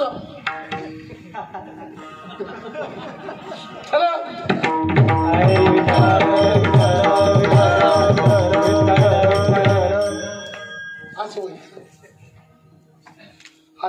देवाशी ज्याचं नातं जुळलंय बुवा, त्वमेव माताचे पिता, त्वमेव बंधुश्च सखा, त्वमेव विद्या प्रवीण, त्वमेव सर्वम, असं नातं ज्याचं देवाबरोबर जोडलं तो अनाथ असेल का?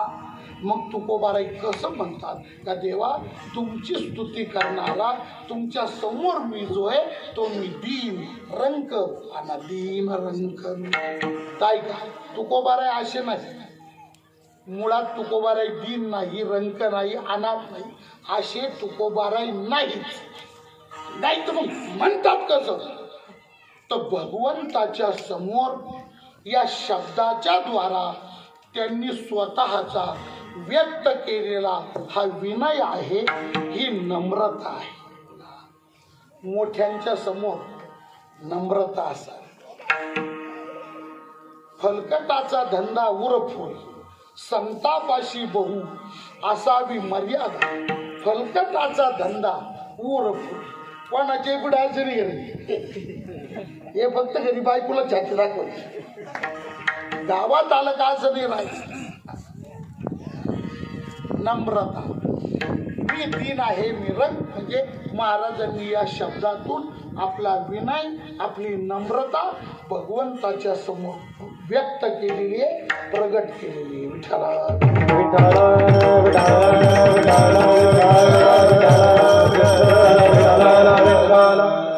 अशा शब्दाचे जेवढे अभंग आहे ना, या सगळ्यांचा अर्थ आज घ्यायचा. मी तवा अनाथ अपराधी कर्महीन मती मंद बुद्धी, तुझं म्या आठविले नाही कधी, वाचे कृपा निधी माय बापा. हे जे अभंग आहेत ना, हे असेच घ्यायचे. हा, तुकोबारे अनाथ होते का, अपराधी होते का, देवाचं स्मरण न करणारे होते का? देवा मी चांडाळ चांडाळ म्हणता लागत आहे वेळ, नशे पाहता भूमंडळ आयसा मंगळ कळ दुसरा, जन्मा उपजली बाजू. अशी होते का तुकोबा? नव्हते. मग हे शब्द, ही नम्रता भगवंताच्या समोर व्यक्त करतात. विठ्ठला काय असतं महाराज, ऐका ऐका. मोठ्यांचा मोठेपणाच त्याच्यात असतो. पुन्हा बोलू का वाक्य? वाक्य ओढ आहे, ऐका ना. काय? मोठ्यांचा मोठेपणाच त्याच्यात असतो. कशा? नम्रतेमध्ये. या वारकरी संप्रदायाचे, ऐका, या वारकरी संप्रदायाचे भागवत धर्म मंदिराचे तुकाराम महाराज कोण आहे? तुकाराम महाराज या मंदिराचे कोण आहे? कळस. काय म्हटलं बहिणाबाई? तुका झाला से कळस, भजन करा सावकाश, भजन करा सावकाश, भजन करा सावकाश. भजन करा सावकाश, भजन करा सावकाश, भजन करा सावकाश. हरी तुका झाला से भजन करा सावकाश, भजन करा सावकाश.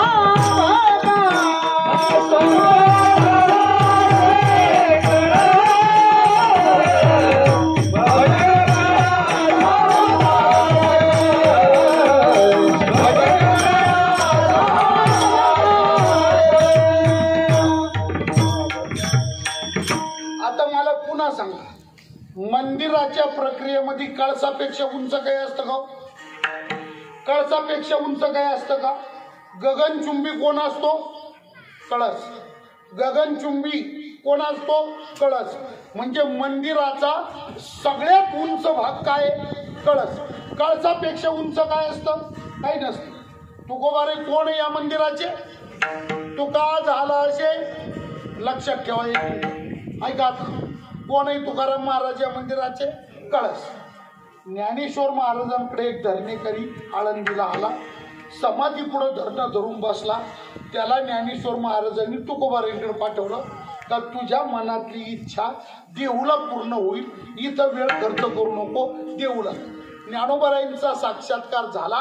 तो धरणेकरी ब्राह्मण तिथून उठला आणि तुकोबारायांकडे गेला. महाराज भंडारे डोंगरावर होते.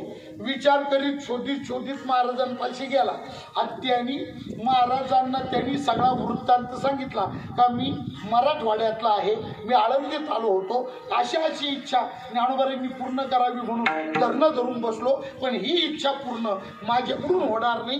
देऊला जा, तुकाराम महाराज म्हणून त्यांना भेटा, ते तुमची इच्छा पूर्ण करतील. आणि म्हणून महाराज ज्ञानोबारायांच्या आज्ञेने मी तुमच्याकडे आलो.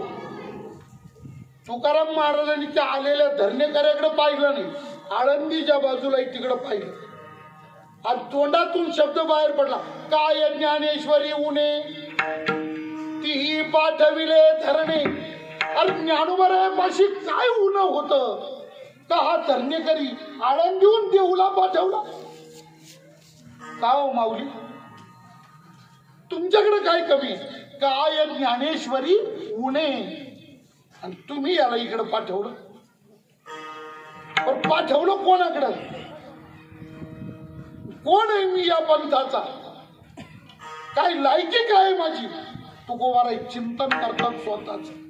आणि मग तुकोबाराई ज्ञानोबाराईंना म्हटले, ज्ञानी यांचा गुरु राजा महाराज म्हणती ज्ञानदेव तुम्हा आईशी. आणि असं सगळं असताना सुद्धा काव माऊली मज पामर आहे. काय थोरपण, हे थोरपण मज पामर आहे काय? कशा करता हा तास, हा अटपिता? कोण आहे मी? पायीची वाहन. काय बोलले तुकोबाराई स्वतःला? कोण आहे मी तुमच्या बाबतीत विचार केला तर? अरे तुमच्या दृष्टीनं मी देहूचा तुकाराम मोरे म्हणजे तुमच्या पायातली वाहन, आणि ती पायातच असावी, डोक्यावर कधी घेत जाऊ. पायीची वाहन, पायी म्हणजे एक मिनिट ऐका, मी का बोललो? होते कोण? तुकाराम महाराज होते कोण? कळस. या धर्म मंदिराचे कोण होते? कळस. आणि स्वतःला समजत काय होते? पायातली वाहन म्हणजे होते कळस, पण समजतात पायातली वाहन. आपलं 100% याचे उलट आहे. राहतो वाहना, समजतो कळस. हा विनय आहे. हा मोठ्या व्यक्तीचा, परिपूर्ण ज्ञान प्राप्त केलेल्या पूर्ण बोधी व्यक्तीच्या जीवनातला हा विनय आहे. तुकोबाराई दीन नाही, तुकोबाराई अनाथ नाही, तुकोबाराई रंग नाही. मग का बरं म्हणतात, हे विश्वनाथा तुमची स्तुती करणारा मी कोण आहे? तर दीन रंग मी अनाथ. विश्वनाथ भगवंताच्या समोर महाराजांनी आपली नम्रता या शब्दाच्या द्वारा प्रगट केली. तुम्ही विश्वनाथ, दीन रंग मी अनाथ. विठ्ठल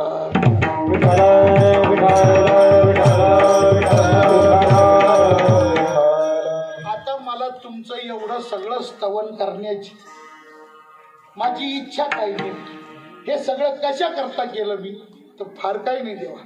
हे जे पत्र पाठवलंय, हे पत्र घेऊन जो आला, या पत्रातून माझी तुम्हाला पहिली विनंती आहे का या माझ्या स्तुतीने तुम्ही प्रसन्न व्हा. आणि प्रसन्न चित्त तुमचं झालं काही एकच करा. काय करा? थोडी कृपा.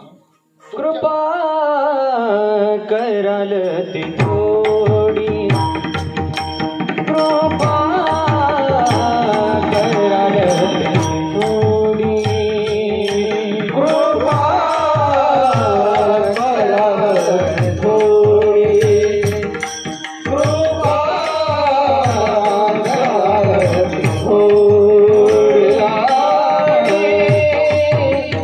कृपा कराल ती थोडी, कृपा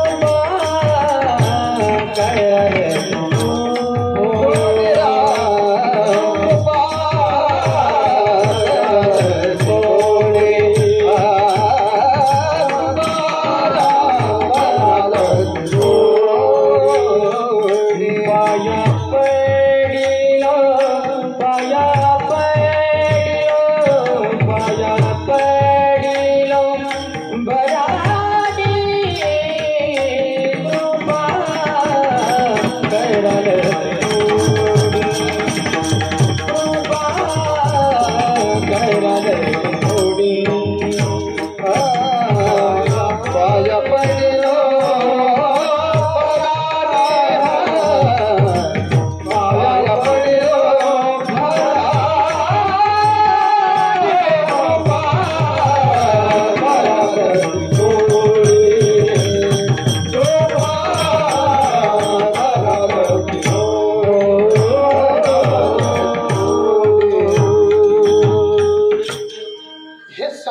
पाठीमाग माझी इच्छा एक ती एवढीच आहे, तुमची थोडी कृपा. सगळ्या जगावर कृपा करता, अहोरात्र कृपा करता.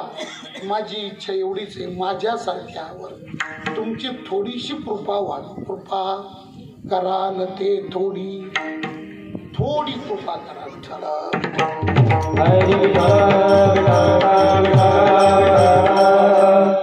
महाराजांच्या जीवनातलं सर्वात मोठं दुःख हेच. महाराज हेच बोलले, देव कृपा करील मज कायला राखी. देवाची कृपा व्हा. महाराज मनुष्य शरीरात ज्याचा जन्म झाला मरण्याच्या आधी त्याच्यावर देवाची कृपा व्हावी, देवाची कृपा व्हावी तरच मरावं, तसं मरूच नाही. कृपा होत नाही तसं मरू नाही.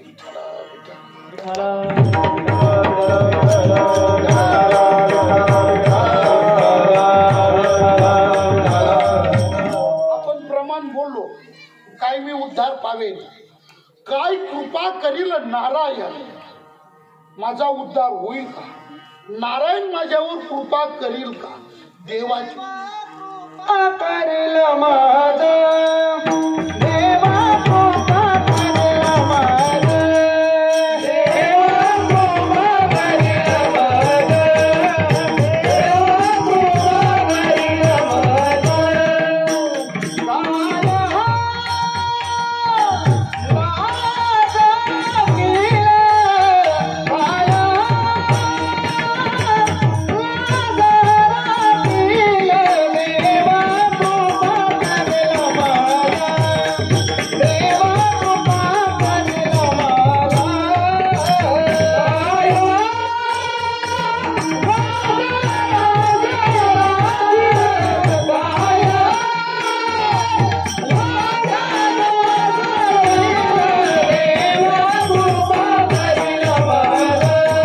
देवा कृपा करील माझा.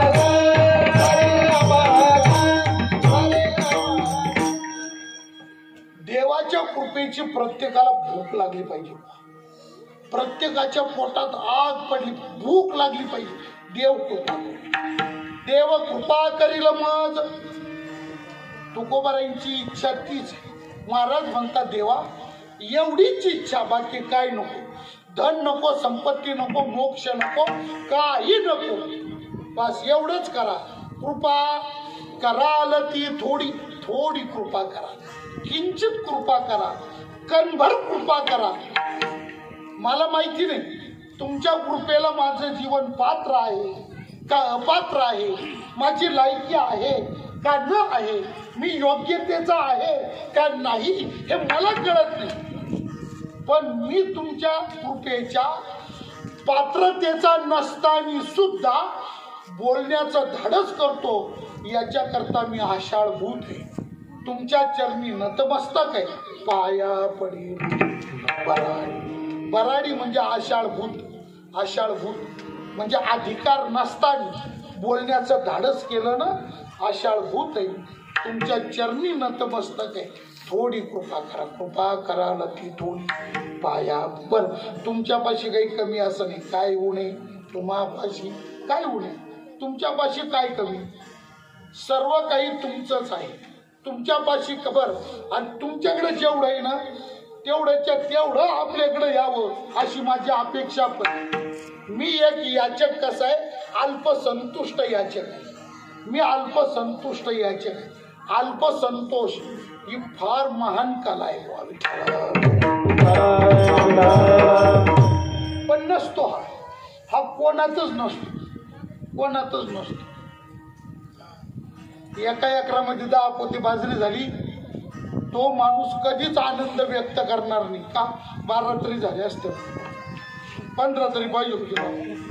हा 15,000 रुपये कांद्याला भाव मिळाला, अजून 20 पर्यंत जातील. अल्पसंतोष माणसाला नसतो, नसतो. 500चं पाकिट मिळालं, थोडं लावून धरलं असतं तर 1100 भेटल्या. अल्पसंतोष कुठं नसतो, कोणाकडेच नाही.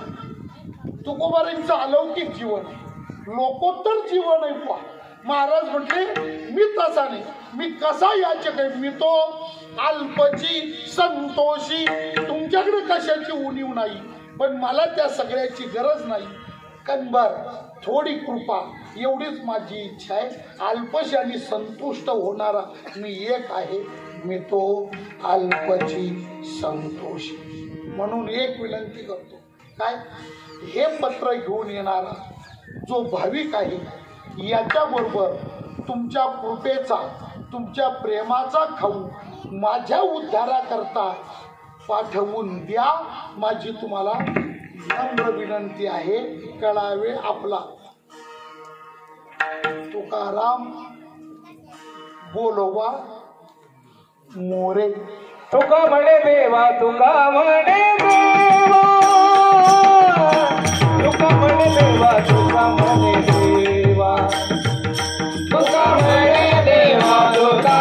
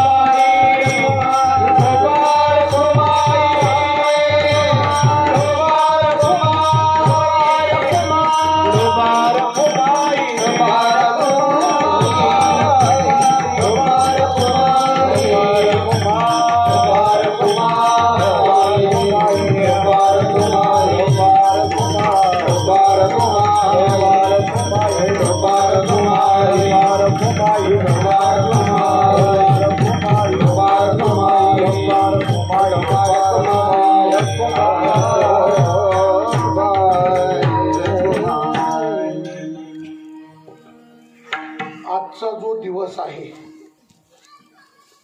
हा दिवस आपल्या सर्व हिंदू धर्मियांकरता अत्यंत महत्वाचा दिवस आहे. का तर आजच्या दिवसाचा विशेष भाग आहे की आज आहे महाशिवरात्री. वारकरी जीवन जगणाऱ्या वारकऱ्यांकरता, भागवत धर्मियांकरता नाथ महाराजांनी काही पर्व काळ सांगितले. काळाचे दोन प्रमुख प्रकार केलेले, सामान्य काळ आणि पर्व काळ. जाणकार ऐकणाऱ्यांना प्रश्न निर्माण होईल का सामान्य काळ आणि पर्व काळात काय फरक असतो, काय फरक आहे याच्यात, काय का. सामान्य काळ त्याला म्हणतात का ज्या काळामध्ये खूप कष्ट करावे लागतात आणि खूप कष्ट करून जेव्हा थोडस पदरामध्ये पडतं, थोडस प्राप्त होतं, त्याला सामान्य काळ म्हणतात. विशेष काळ त्याला म्हणतात. कशाला? विशेष काळामध्ये फार कष्ट करावे लागत नाही,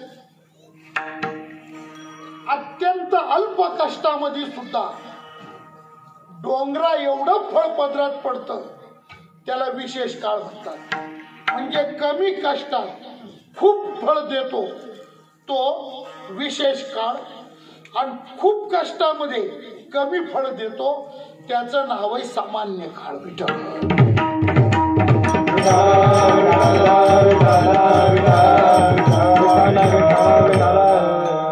तसा आजचा दिवस हा रोजच्या दिवसासारखा दिवस नाही. रोज सूर्य उगवला मावळला, उगवला मावळला, हा रोजचा दिवस जसा येतून जातो तसा आजचा दिवस नाही.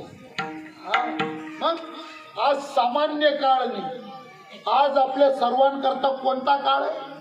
पर्व काळ. पर्व काळ. पर्व काळाच्या वेळी थोडं केलं तरी खूप मिळतं बुवा. त्या आर्योदय पर्वाचं वर्णन करताना पद्मपुराणामध्ये आर्योदयम समित पण्यम सर्वम गंगा समम जलम, आणि पुढचे शब्द असेच बघा. पर्व काळाचा महिमा गातानी यत किंचित दियेते दानम.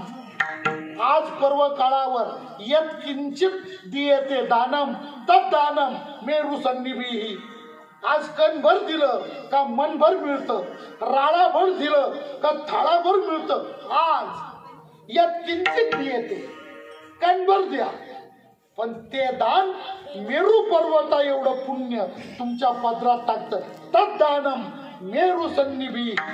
हा पर्व काळाचा विशेष आहे. म्हणजे आजचा महाशिवरात्रीचा पर्व काळ आहे. वारकऱ्याच्या जीवनात, वैष्णवाच्या जीवनात, भागवत धर्मीयाच्या जीवनात 5 पर्व काळ सांगितले. आपले पर्व काळ किती? 5. पर्व काळ किती आपले? 5. कोणते कोणते? नाथ महाराज म्हणतात पर्व विशेष भागवत धर्मी, नृसिंह जयंती, रामनवमी, वामन जयंती, जन्माष्टमी आणि उत्तमोत्तम शिवरात्री. पर्व विशेष भागवत धर्मी. भागवत धर्मातले पर्व काळ 5. 1 नरसिंह जयंती. बऱ्याच माळकऱ्यांना कधी राहते रे माझ, हे गुरुनी सावध करावं लागतं, माळ घालताना सांगावं लागतं. आणि ऐका, हे 5 पर्व काळ आहे ना, या 5 पर्व काळाचे उपवास एकादशी सारखे, हे रात्री सुटत नाही. पहिला पर्व काळ कोणता? नरसिंह जयंती. जो माळकरी नरसिंह जयंतीचा उपवास करतो तोच माळकरी. आणि जो उपवास करीत नाही आणि जरी त्याच्या गळ्यात माळ असली तर त्याचा गळा म्हणजे माळ अडकायचा खुटा. कुठे आहे? एकादशी सारखा उपवास. नरसिंह जयंती 1, रामनवमी 2, वामन जयंती 3, गोकुळाष्टमी 4 आणि उत्तमोत्तम, शिवरात्रीला काय म्हटलंय शब्द, उत्तमोत्तम. या सर्व पर्व काळातला श्रेष्ठ उत्तम पर्व काळ कोणता, उत्तमोत्तम शिवरात्री. रामनवमीचा उपवास सुटत नाही, दुसऱ्या दिवशी पारणं करून सोडायचा, पारणच करायची त्याची. बरेच जण बऱ्याच गावच्या सप्ताचे काल्याचे कीर्तन रामनवमीच्या दिवशी राहतात. ते परंपरेप्रमाणे मागून चालत नाही. रामनवमीच्या दिवशी अन्न शिजत नसतं. पद्मपुराण म्हणतं जगातले सगळे पाप त्या दिवशी अन्नाचा आश्रय करून राहतात. आणि जे माणसं रामनवमी, गोकुळाष्टमी, नरशिव जयंती, बरं का, वामन जयंती, शिवरात्र, एकादशी या दिवशी जो अन्न खातो तो अन्न खात नाही, मग जगातले सगळे पाप खातो. अधम भुंगते, पद्मपुराण काय म्हणतं, यो भुंगते सहा अधम भुंगते, म्हणजे पाप खातो, अन्न खात. असं बा हे पर्व काळ, त्याच्यातला अत्यंत महत्वाचा पर्व काळ आहे महाशिवरात्री. तुम्हाला खरं सांगतो, ज्याला आपलं कल्याण करायचं आहे ना, त्यांनी आजच्या दिवसात उपासना साधायची. पण एक गोष्ट आहे बघा, आपले जे उपास्य देव आहे ना, भारत धर्मामध्ये म्हणजे आपल्या भारत देशामध्ये, आपल्या सनातन वैदिक धर्माच्या परंपरेमध्ये 5 देव मुख्य आहे आणि 5 देवाची उपासना करणारे 5 उपासक आहे. 5 देव आहे, मुख्य देव 5 आहे. भगवान शंकर 1, भगवान विष्णू 2, त्याच्यानंतर सूर्यनारायण 3, गणपती बाप्पा 4 आणि देवी 5. म्हणजे हे 5 देव, शिव, विष्णू, गणपती, सूर्य आणि देवी, देव 5. आणि या 5 जणांची उपासना करणारे 5 जण, त्यांना काय म्हणतात, शंकराच्या उपासना करणाऱ्यांना शैव म्हणतात, विष्णूच्या उपासना करणाऱ्यांना वैष्णव म्हणतात, गणपतीची उपासना करणाऱ्यांना गाणपत्य म्हणतात, सूर्याची उपासना करणाऱ्यांना सौर म्हणतात आणि देवीची उपासना करणाऱ्यांना शाक्त म्हणतात. पण तुम्ही कोणी असा, तुम्हाला जर तुमच्या जीवनाचं कल्याण करायचं असेल तर त्याच्याकरता आजचा पर्व काळ साधना करण्याकरता, उपासना करण्याकरता फार महत्वाचा आहे. विठ्ठला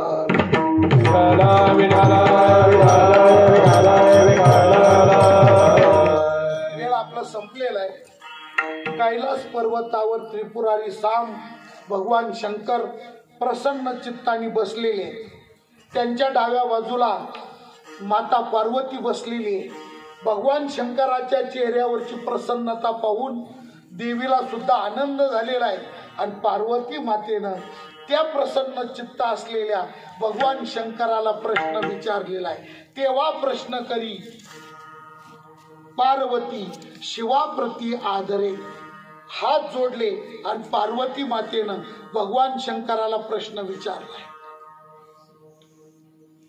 भगवान सांगा, भगवान शिव परमात्मा प्रसन्न चित्ताने पार्वतीला बोल देवी, काय म्हणणं काय. आणि मग तिने सांगितलं, सांगावाजी स्वामी ऐसा इतिहास गाता जोडे वास तुझे. असं आम्हाला काही चरित्र सांगा, असं व्रत सांगा, अशी साधना सांगा, असा इतिहास सांगा, तर तुमचं नुसतं गुणगान गायलं का आम्हाला तुमची प्राप्ती होईल. सांगावाजी स्वामी ऐसा इतिहास गाता जोडे वास तुझे. त्यावेळी भगवान शंकरांनी पार्वती मातेच्या प्रश्नाला जे उत्तर दिलंय, भगवान शंकर म्हटले, ऐका, सगळ्यांनी ऐका आणि सावधान चित्ताने ऐका. विठ्ठला काय बोल, ऐका सावधान कथा शिवरात्री, पावन पवित्री रोकी भाव धरोनिया आचरती जरी, वास शिवपुरी घडे त्याशी. एक बसा पाणी एक बिलवदळ, पूजन केवळ सोपे बहु. हा आणि मग पुढे खूप विस्ताराने हे भगवंतानी जे सांगितलं, पार्वतीने विचारलं, भगवंतानी सांगितलं. हा सगळा भाग 18 पुराणापैकी लिंग पुराणात आलेला आहे. आणि लिंग पुराणात जो कथा भाग आहे त्या कथा भागाचा मराठी भाषेतला अनुवाद अभंगाच्या रूपाने नामदेव महाराजांनी त्यांच्या गाथ्यात लिहून ठेवलेला आहे. आणि मग त्यांनी सांगितलं आज सहज उपास घडला, सहज उपास घडला. मुखातून हर हर हर हर असा नामोच्चार झाला, ओम नमः शिवाय असं नामस्मरण घडलं. आणि जर आज उपवास झाला आणि भगवान शंकराला जर आज बेल आणि पाणी वाहिलं असं जर कोणाच्या जीवनात घडलं तर त्याचा उद्धार होणार आहे. शिवपुरीमध्ये म्हणजे कैलासपुरीमध्ये त्याला कायमचं वास्तव्य प्राप्त होणार आहे. पण हे व्रत एकदम सोपं आहे. भगवान शंकराची उपासना अत्यंत सोपी, फार काही लागत नाही. काय लागतं? एक पसा पाणी. भांड नसू दे तुमच्याकडे, नसू द्या भांड, नसू द्या भांड. हाताचा पसा, पसा म्हणता नाही याला तुमच्याकडे काय म्हणतात? हा, काही भागात खोंगा म्हणतो, खोंगा. बरं खोंगा तर खोंगा, खोंगा बरं. असा हात खोल करायचा, याच्यात पाणी घ्यायचं, जेवढं हातात येईल तेवढं पिंडीवर टाकायचं. एक पसा ओम नमः शिवाय नमः, एक पसा पाणी, एकच बेलाचं पाणी. ते 100 आणि 108 आणि 108 एवढं राडा निघालायचं. एक बिल्वदळ, एक पसा पाणी, एक बिल्वदळ. पूजन केवळ सोपे बोल. आणि महाराज मनात हेतू ठेवून करा, जाणीवपूर्वक करा, नाही तर तुमच्याकडे अजाणत्यापणे न कळत तुमच्या हातून आज घडू द्या, तरी ज्याला घडलं त्याचा उद्धार होतो. मग काय उदाहरण? तर त्या किरात चंडी भिल्ल नावाचं एक भिल्ल आहे, त्याचा आज भगवंतानी उद्धार केला. अशी कथा आहे, लिंग पुराणात आहे, नामदेव महाराजांच्या गाथ्यात आहे. आणि शिवलीला अमृताच्या 11व्या अध्यायात आहे. तिसऱ्या शिवलीला अमृताच्या 3ऱ्या अध्यायात. कांचीपूर नावाचं नगर आहे, सोमदत्त नावाचा राजा आहे, उत्कृष्ट त्याचा कारभार आहे, 500 त्याला बायका आहे. आपल्याला ऐकून कसं होतो? मी असं ज्या कीर्तनात म्हटलं, रावणाला बायका होत्या 80,000. आणि खरंच होतो, वर्णनच आहे. 80 सहस्त्र जया सुंदरा कामी, नामदेव महाराजांचा अभंग आहे. बायका किती त्याला? एक जण उठला आणि तोडला गिरी महाराज, काय 80,000 म्हणजे अख्खा लोकसभा मतदारसंघ झाला तो. म्हटलं बरोबर, तो उभा राहिला तर बिनवर येत होता, समोरच्या डिपॉझिट जप्त होत होतं, त्याला एक मत पडत नव्हतं. आणि याला कोणाच्या दारात मत मागायला जावं लागत नव्हतं, याच्या घरातच तेवढे मत होते. 80,000 बायका, 1,00,000 पोरं, 1,25,000 नातू, 1,00,000 सुना, जो घे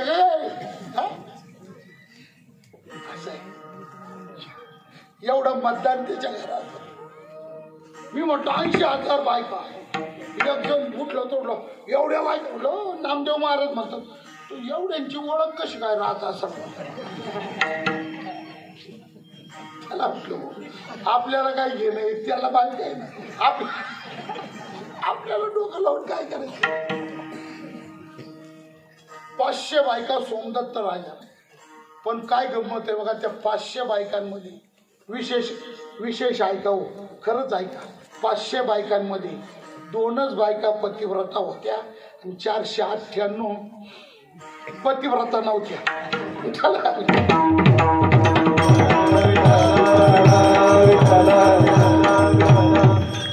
मी नाही, माझ्याकडे पाऊस नका हो, लोकांच्या बायांना नाव ठेवतो आपल्या मागे. ऐका 5 शता माझी दोघी पतिव्रता, जारीनी सर्वथा सर्व काही. बस अर्थ कळत नाही, जा तिकडं. 5 शता माझी दोघी पतिव्रता, बाकीच्या जारीनी सर्वथा सर्व काही. असं त्याचं कालप्रमाणाचं. नंतर तो राजा मेला, त्याच्या 2 पतिव्रता बायका त्याच्याबरोबर सती गेल्या. पुढचा जन्म त्याला हरणाचा मिळाला. त्या दोघी पतिव्रता बायका त्याच्या हरणी झाल्या. इंद्राच्या दरबारात हा एक देवदूत गंधर्व सेवक होता. तो इंद्राच्या सेवेत चुकला. इंद्राने त्याला शाप दिला, मृत्यू लोकामध्ये भिल्ल जातीमध्ये जन्माला जाशील. आणि मग तो चंडी भिल्ल म्हणून जन्माला आला. बरं हा इतिहास बरं का महाराज, माझं महाराज हा काही लांब नाही घडलं बरं का. हे जे घडलंय ना जास्त लांब नाही घडलं. मग हे आपल्या याच्यात घडलंय, आपल्या महाराष्ट्रात घडलंय आणि आपल्या खूप जवळ घडलंय. मी तिथं खूप वर्ष कीर्तनं केली. श्रीगोंदा तालुक्यात चंड भिल्ल त्याचं नाव आहे, चंड. आणि चंड त्याचं जिथं ते शिवलिंग होतं, जिथं बेलाचं झाड होतं, जिथं तो झाडावर चढला, त्या सगळ्या खानाखुणा आहे तिथं. त्याच्या शेजारी एक 10-15 किलोमीटर अलीकडं दधीची ऋषीचा आश्रम. तर दधीची ऋषींनी त्या वृत्रासुराला मारण्याकरता देवांना जे हाडं दिले, ते हाडं ज्या उखळामध्ये कुठले अस्त्र बनवण्याकरता शस्त्र, तर ते उखळ सुद्धा दगडाचं अजून तिथे आत्ता गेलं तरी त्याचं नाव दैठण आहे. तिथं ते उखळ आहे, त्या गावाचं नाव देव दैठण आहे. आणि तिथून एक 13-14 किलोमीटर थोडं पुढं या चंडी भिलाच्या नावाने चांडगाव गावाचं नाव आहे. आणि हे दोन्ही गावं श्रीगोंदा तालुक्यात नगर जिल्ह्यात.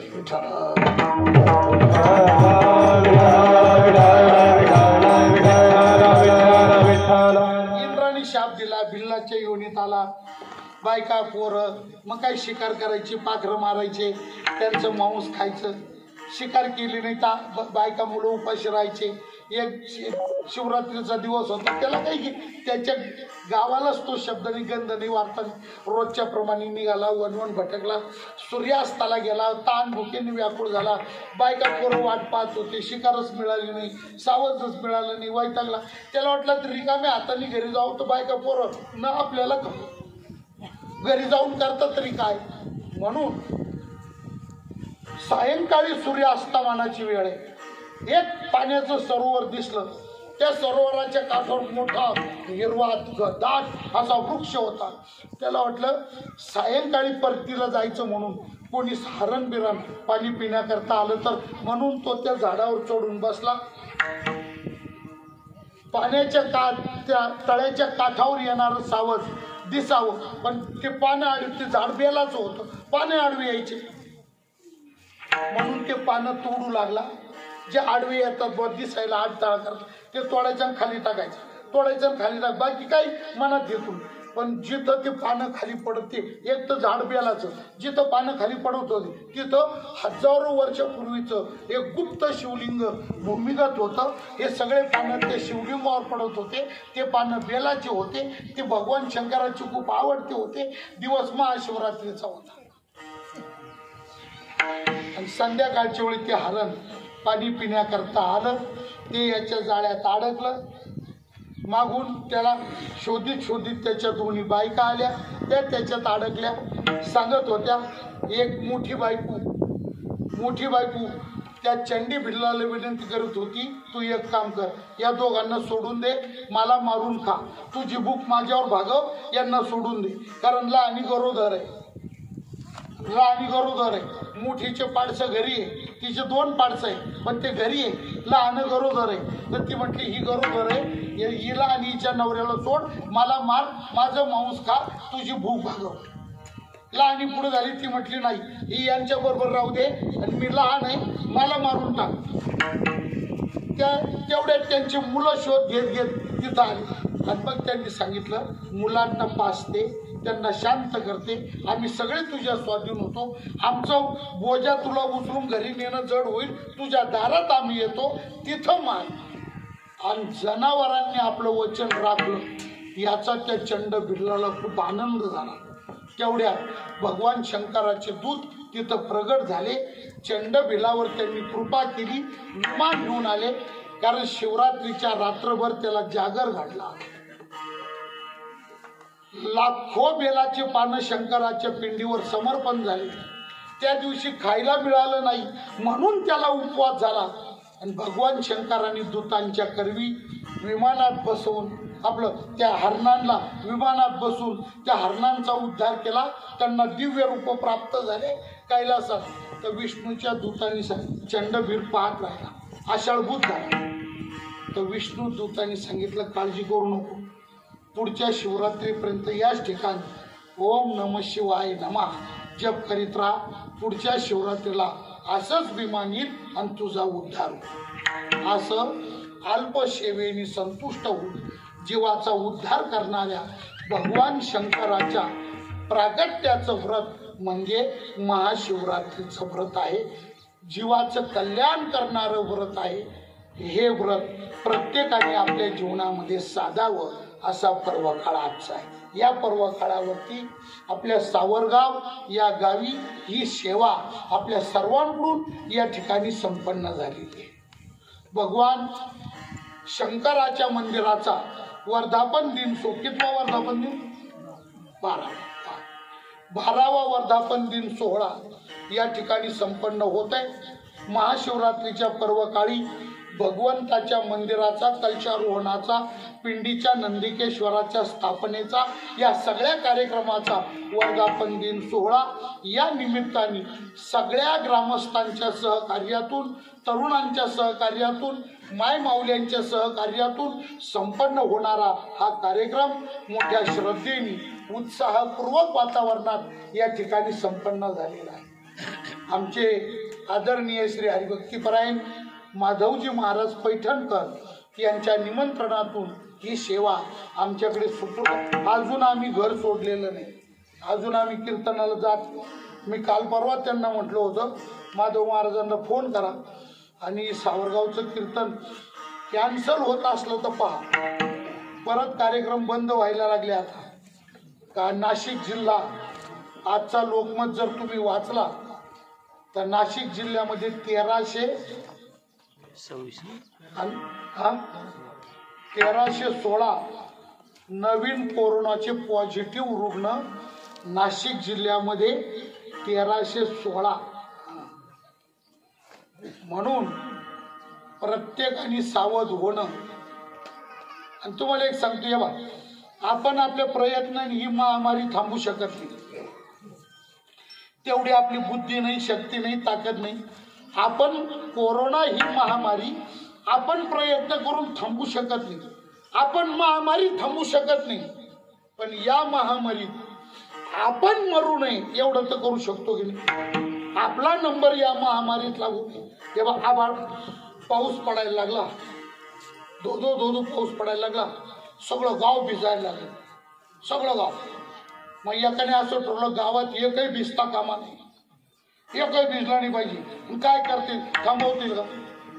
पाऊस पडायला लागला, गाव भिजायला लागलं, तर माणूस त्याच्या प्रयत्नाने सगळ्या गावाचं भिजणं बंद कर का? महाराज, सगळं गाव भिजण्यापासून आपल्याला वाचवता येणार नाही. सगळं गाव आपण वाचू शकत नाही, पण आपल्या आपल्या डोक्यावर तर छत्री धरू शकतो. आपल्या डोक्यावर छत्री धरून स्वसंरक्षण करू शकतो ना. तसं मास्क तोंडाला बांध, सॅनिटायझर वापरणे, तीनदा हात धुणे, विनाकारण जास्त माणसांमध्ये काय करते, काय तोंड मारणे, तोंड घालणे टाळू शकतो. काम असेल तर घराच्या बाहेर पडणे, बंदोबस्तात बाहेर पडणे, ज्याच्याशी काही काम असेल, वार्ता करायची असेल, तो बंदोबस्तात असला तर त्याच्याशी सुरक्षित स्वरूपात वार्ता करणे. इतकं काय महाराज, ज्याला काही झालं नाही ना त्याला त्याचं गांभीर्य कळत. या ठिकाणी घडली ती भगवान शंकराच्या चरणी श्रद्धायुक्त अंतःकरणाने समर्पण करतो. सेवेला विराम देतो. विज्ञानेश्वर माऊली नाराज माऊली ज्ञानेश्वर माऊली नाराज माऊली महाराज ज्ञानेश्वर माऊली नाराज महाराज ज्ञानेश्वर माऊली नाराज माऊली विठ्ठल जय जय विठ्ठल जय जय विठ्ठल जय जय विठ्ठल जय जय मोठी रे गुरे विडे वागुडे उत्तरा महाराज तुम्ही राही विचारला अधिकार महाराज तुम्ही बाणे दाणे स्वाराचा पाया महाराज तुम्ही प्रमाण